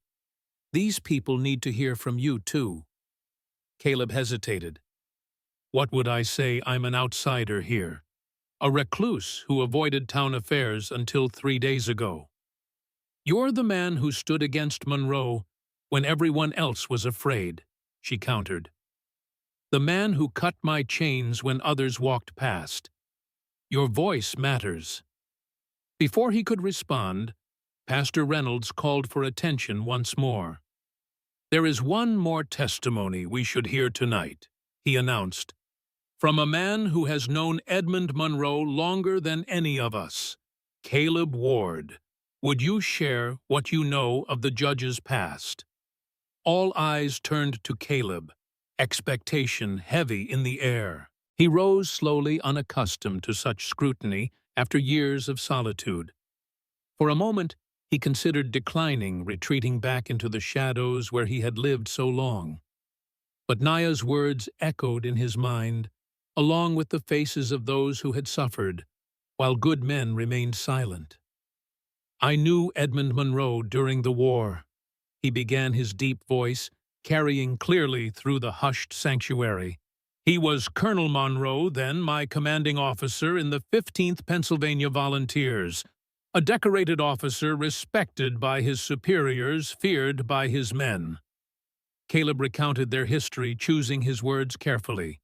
He spoke of Chilton, of the farmers executed without trial, of Monroe's cold calculation in framing him for the atrocity.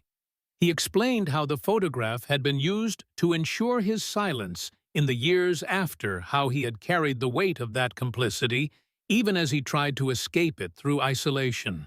"I've spent years believing I could atone for my silence by withdrawing from the world," he concluded. "I was wrong. True atonement comes not from hiding from injustice, but from confronting it even at great cost. That's a lesson I learned from Nia, and from all of you who have chosen to stand for truth tonight."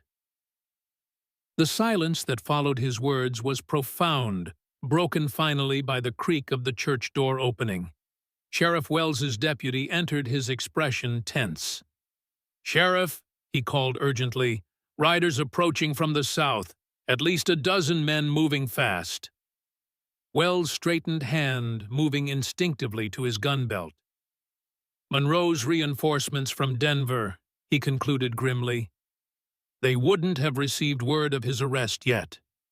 A ripple of alarm spread through the congregation.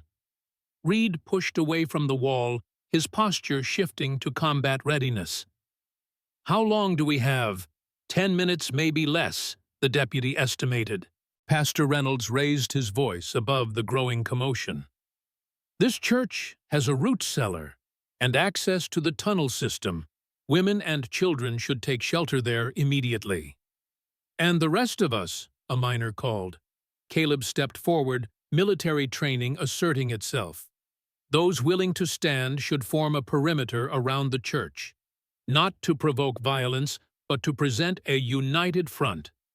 These men are expecting to find a cowed town and a cooperative sheriff. Let's show them otherwise." To his surprise, men began to rise from the pews, miners, shopkeepers, ranchers moving with grim determination toward the doors. Sheriff Wells looked to Caleb, a silent question in his eyes. "Your town, your call," Caleb told him. "But remember, these men are here to ensure Monroe's crimes remain hidden. They expect compliance, not resistance." Wells nodded, decision crystallizing. "I'll meet them on the main street. Explain the situation. Make it clear that Monroe's under federal jurisdiction now." "I'll accompany you," Reed offered. "My Pinkerton credentials might carry weight." As the church emptied, men organizing into impromptu defensive positions under Caleb's guidance, Nia approached him with concern evident in her eyes. "Is this wise?" she asked quietly. "Confronting armed men with townspeople. Wiser than cowering," Caleb replied, checking the revolver Wells had returned to him. "Monroe's men expect to find a town under control. Instead, they'll find a community awakened to the truth and willing to defend it. And if they don't back down," Caleb's expression hardened, "then we make them understand the price of continuing Monroe's work will be higher than they're willing to pay." Outside, the church grounds had transformed into an organized defense. Miners with pickaxes and shovels formed the front line, backed by shopkeepers and ranchers with hunting rifles. Doc Sullivan moved among them, distributing bandages and basic medical supplies. Grim preparation for potential casualties. From the church steps, Caleb surveyed the scene with a soldier's eye. The men looked determined but nervous civilians playing at warfare. Against professional gunmen, they would stand little chance in a direct confrontation. But numbers and moral certainty counted for something. And sometimes the mere willingness to fight was enough to avoid fighting altogether. The thunder of approaching hooves drew all eyes to the southern end of the main street, where riders emerged from the darkness into the pool of light cast by the town's few street lamps. They rode in formation, a disciplined column that spoke of military or law enforcement training. At their head, a tall figure in a long coat directed their advance with confident gestures. Sheriff Wells and Reed moved to intercept them, positioning themselves in the center of the street. Caleb remained by the church, organizing the defense while straining to hear the exchange. "That's far enough," Wells' called voice carrying in the night air. "State your business in Silver Creek." The lead rider reined in, the others following suit in a well-practiced maneuver. "Marshal James Harker, Federal Territorial Authority," he announced. "I understand you're holding Edmund Monroe in your custody, Sheriff Wells." The revelation sent a ripple of surprise through the townspeople. These weren't Monroe's reinforcements, but the federal authorities Reed had summoned, arriving far earlier than expected. Wells recovered quickly from his surprise. "That's correct, Marshal. Judge Monroe has been arrested pending investigation of multiple charges, including murder and human trafficking." Harker dismounted a lean man with the weathered face of one who had spent years in the saddle enforcing frontier justice. "Good work, Sheriff. We've been building a case against Monroe for months, but lacked the concrete evidence needed for an arrest warrant. We have that evidence now," Reed confirmed, stepping forward to greet Harker with the familiarity of long acquaintance. "Witness testimonies, documentation of his crimes, even a confession from his former associate Fletcher." Harker nodded satisfaction, evident in his expression. "Then our timing is fortunate.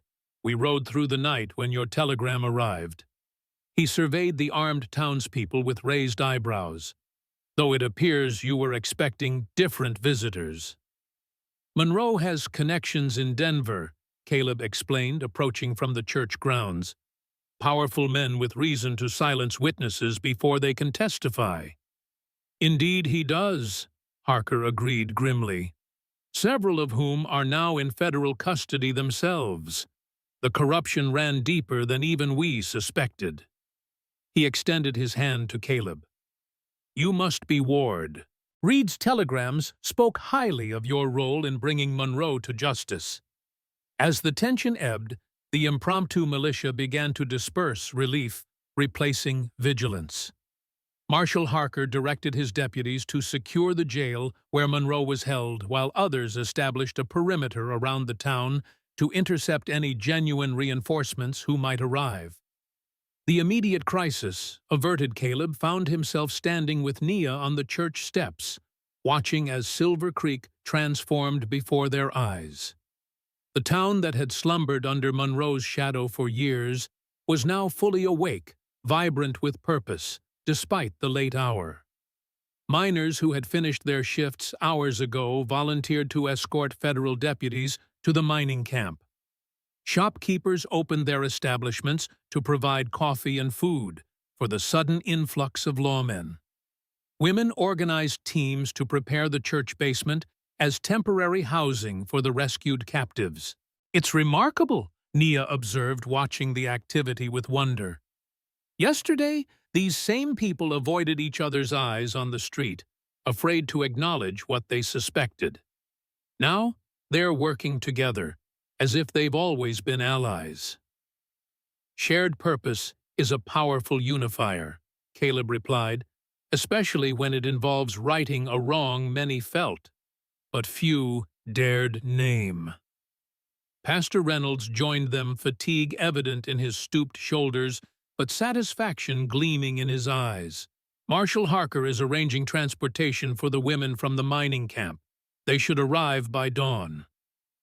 "Where will they go afterward?" Nia asked, concern creasing her brow.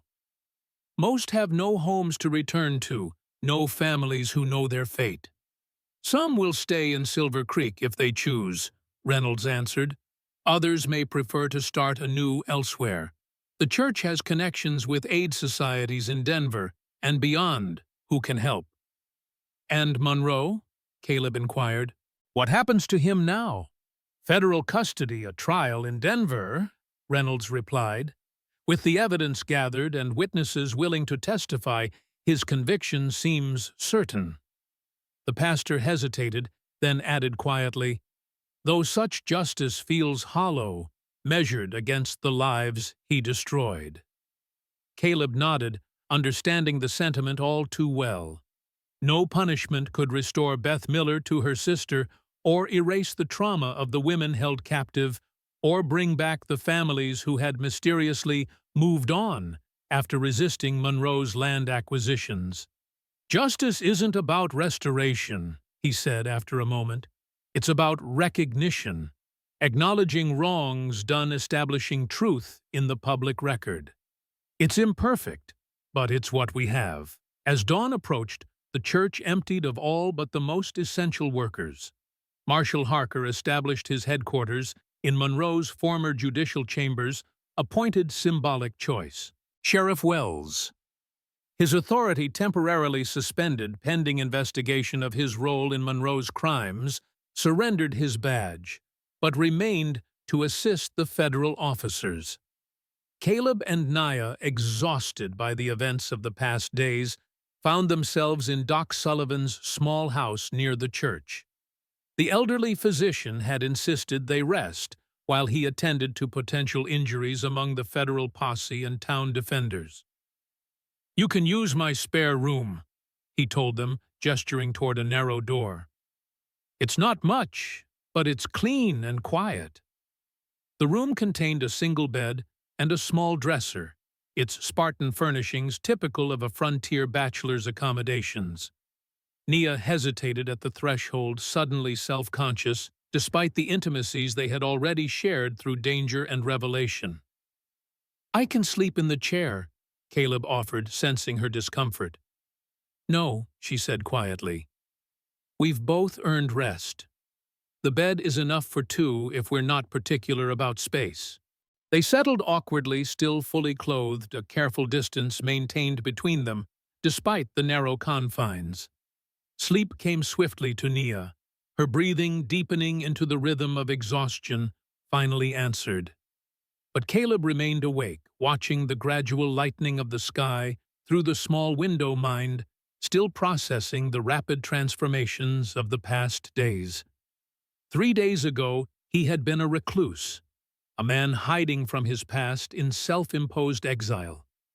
Now he lay beside a woman who had shown more courage than any soldier he had known in a town that had transformed from Monroe's fiefdom to a community reclaiming its identity. The change was disorienting, forcing him to reconsider assumptions that had guided his life for years. Beside him, Nia stirred, perhaps sensing his wakefulness. "You should sleep," she murmured, her voice thick with drowsiness. "Tomorrow will bring new challenges." "Tomorrow," Caleb repeated thoughtfully. For the first time in years, the word held possibility rather than dread. "What happens after all this? Nia, when Monroe is gone, the federal authorities depart, the town returns to normal." She shifted to face him, fully awake now. "I don't know," she admitted. "I haven't thought beyond survival for so long. Freedom is unfamiliar territory." "For both of us," Caleb acknowledged. "I've been a prisoner of my past, as surely as you were Monroe's captive." "And now?" she prompted gently. Caleb considered the question, feeling his way toward an answer that had been forming since he first saw her chained to that wagon. "Now, I think perhaps isolation isn't the answer I thought it was. Perhaps there are better ways to atone for past silence than present withdrawal." Nia's hand found his in the dimness, a tentative touch that offered connection without demand. "Silver Creek will need good men in the days ahead, men who understand the price of looking away from injustice." "Is that what you see in me?" Caleb asked, genuinely curious. "A good man. I see a man who cut my chains when others walked past," she replied simply. "A man who stood against power when it would have been easier to hide. The rest remains to be seen."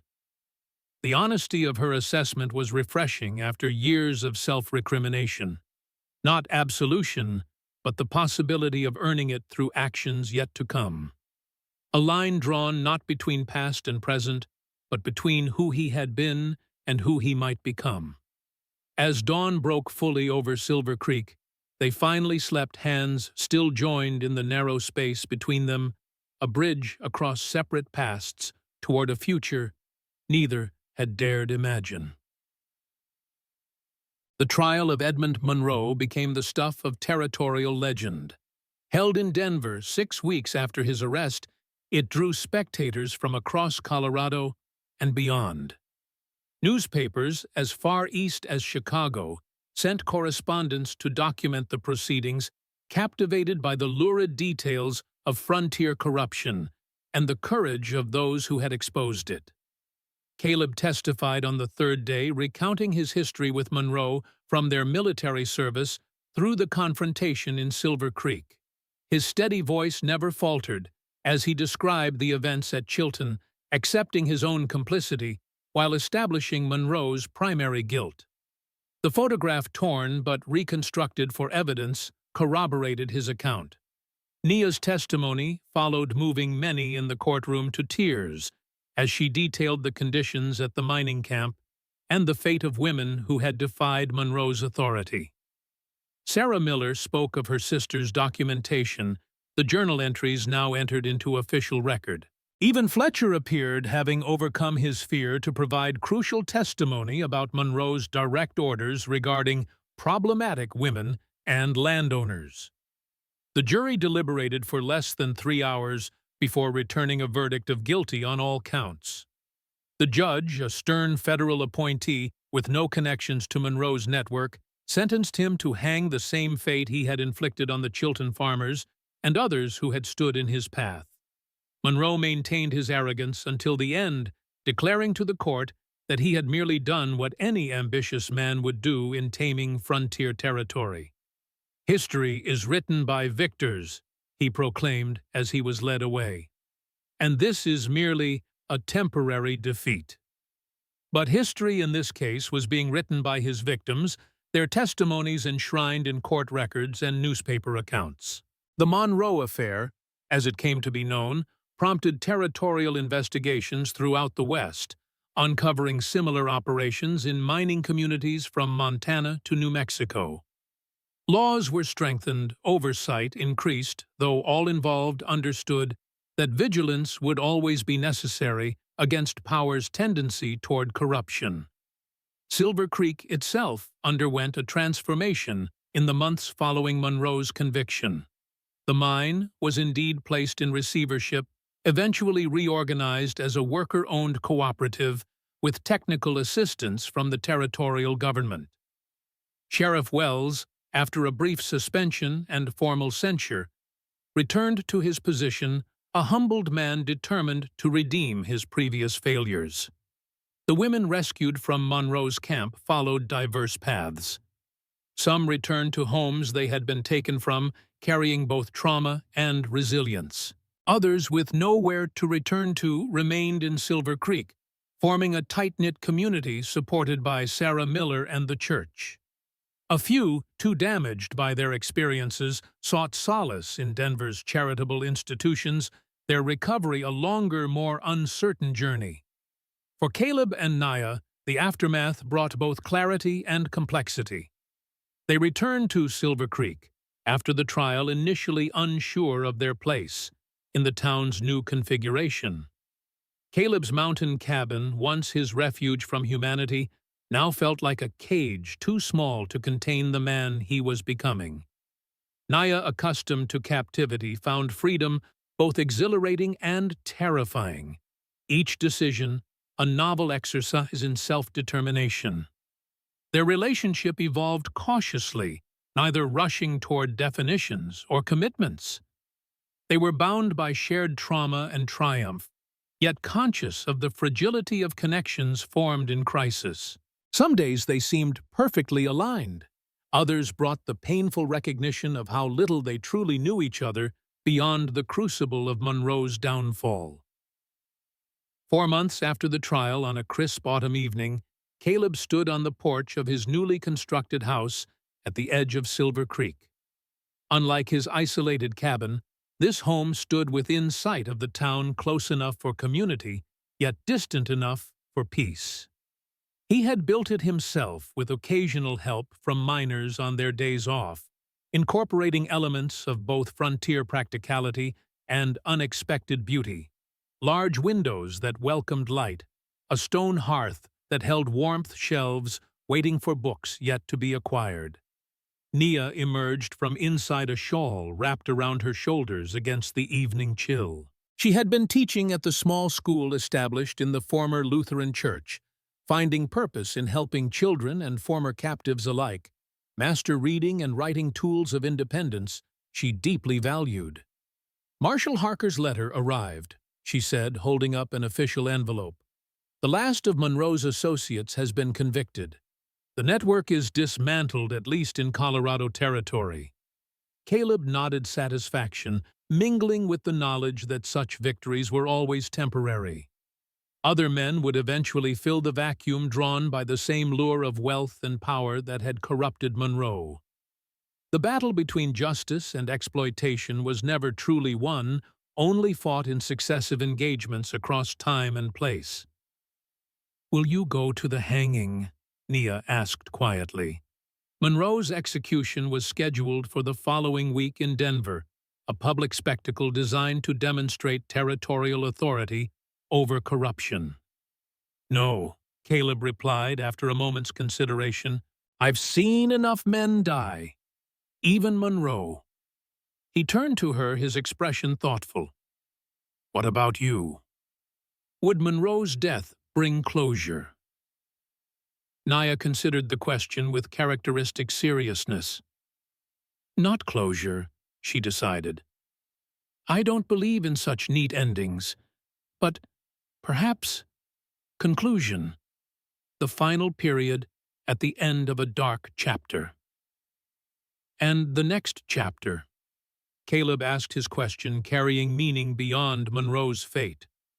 Nia's smile was tentative, but genuine. "Being written day by day, I think, by choices made in freedom rather than fear." She moved closer, her hand finding his on the porch railing, the same gesture of connection that had begun in Doc Sullivan's spare room months ago. But now it carried the weight of days spent in conscious choice rather than desperate circumstance, of conversations that explored differences as well as commonalities, of the gradual recognition that healing happened not in dramatic moments, but in the patient accumulation of ordinary days lived with integrity. "I've been thinking about the line," Caleb said suddenly, "the one between justice and vengeance, between accountability and cruelty, between past and future." "And," Nia prompted when he fell silent. "And I think perhaps it's not a line at all," he concluded. "Not a clear boundary you cross once and forever. It's a path you walk daily, choosing at each step which direction to move." The setting sun painted the distant mountains in shades of amber and gold, the beauty a stark contrast to the darkness they had confronted. Below, Silver Creek's lights began to appear as homes and businesses prepared for evening, a constellation of human presence where once Monroe's influence had imposed isolation and fear. "Stay," Caleb said softly, the word both question and invitation. "Not because you have nowhere else to go, not because of what we've faced together, but because of what we might build." Nia turned to him, her face illuminated by the last light of day. In her eyes, he saw neither the terror of the captive nor the wariness of the fugitive, but the clear-eyed assessment of a woman who knew her worth and her mind. "Yes," she answered simply, "not from fear or necessity, but from choice." As darkness settled over Silver Creek, they remained on the porch, watching the stars emerge in the vast Colorado sky. Neither spoke of love. That word would come later, when its meaning had been tested by ordinary days as well as extraordinary ones. But something equally profound existed in their quiet companionship, the recognition that redemption came not through grand gestures, but through the patient work of living differently than before. In the town below, lamps were being lit, families gathering for evening meals, the rhythms of community continuing despite the shadows that had been revealed. The mine operated under new management, its profits now more equitably distributed. The church hosted not only Sunday services but weekly gatherings of the former captives, their healing a communal rather than solitary journey. And on the hillside above, a man who had once sought isolation now embraced connection, while a woman who had known only chains discovered the complexity of freedom. Together, they stood at the threshold of a home built not as a fortress against the world, but as a sanctuary within it, a place where truth could be spoken, wounds tended, and hope cultivated. The justice they had sought was imperfect, as all human justice must be. Monroe would hang his empire, dismantled his crimes, recorded in territorial history. But the deeper work continued in lives reassembled, choices consciously made, communities rebuilt, with eyes wide open to both human frailty and potential. Every person deserves a home, Caleb said quietly, echoing words Pastor Reynolds had spoken at the memorial service for Beth Miller and the others who had not survived Monroe's regime. Not just shelter, but a place where they can truly be free. Freedom. Naya repeated the word, still new on her tongue after so long in captivity. Not just the absence of chains, but the presence of choice.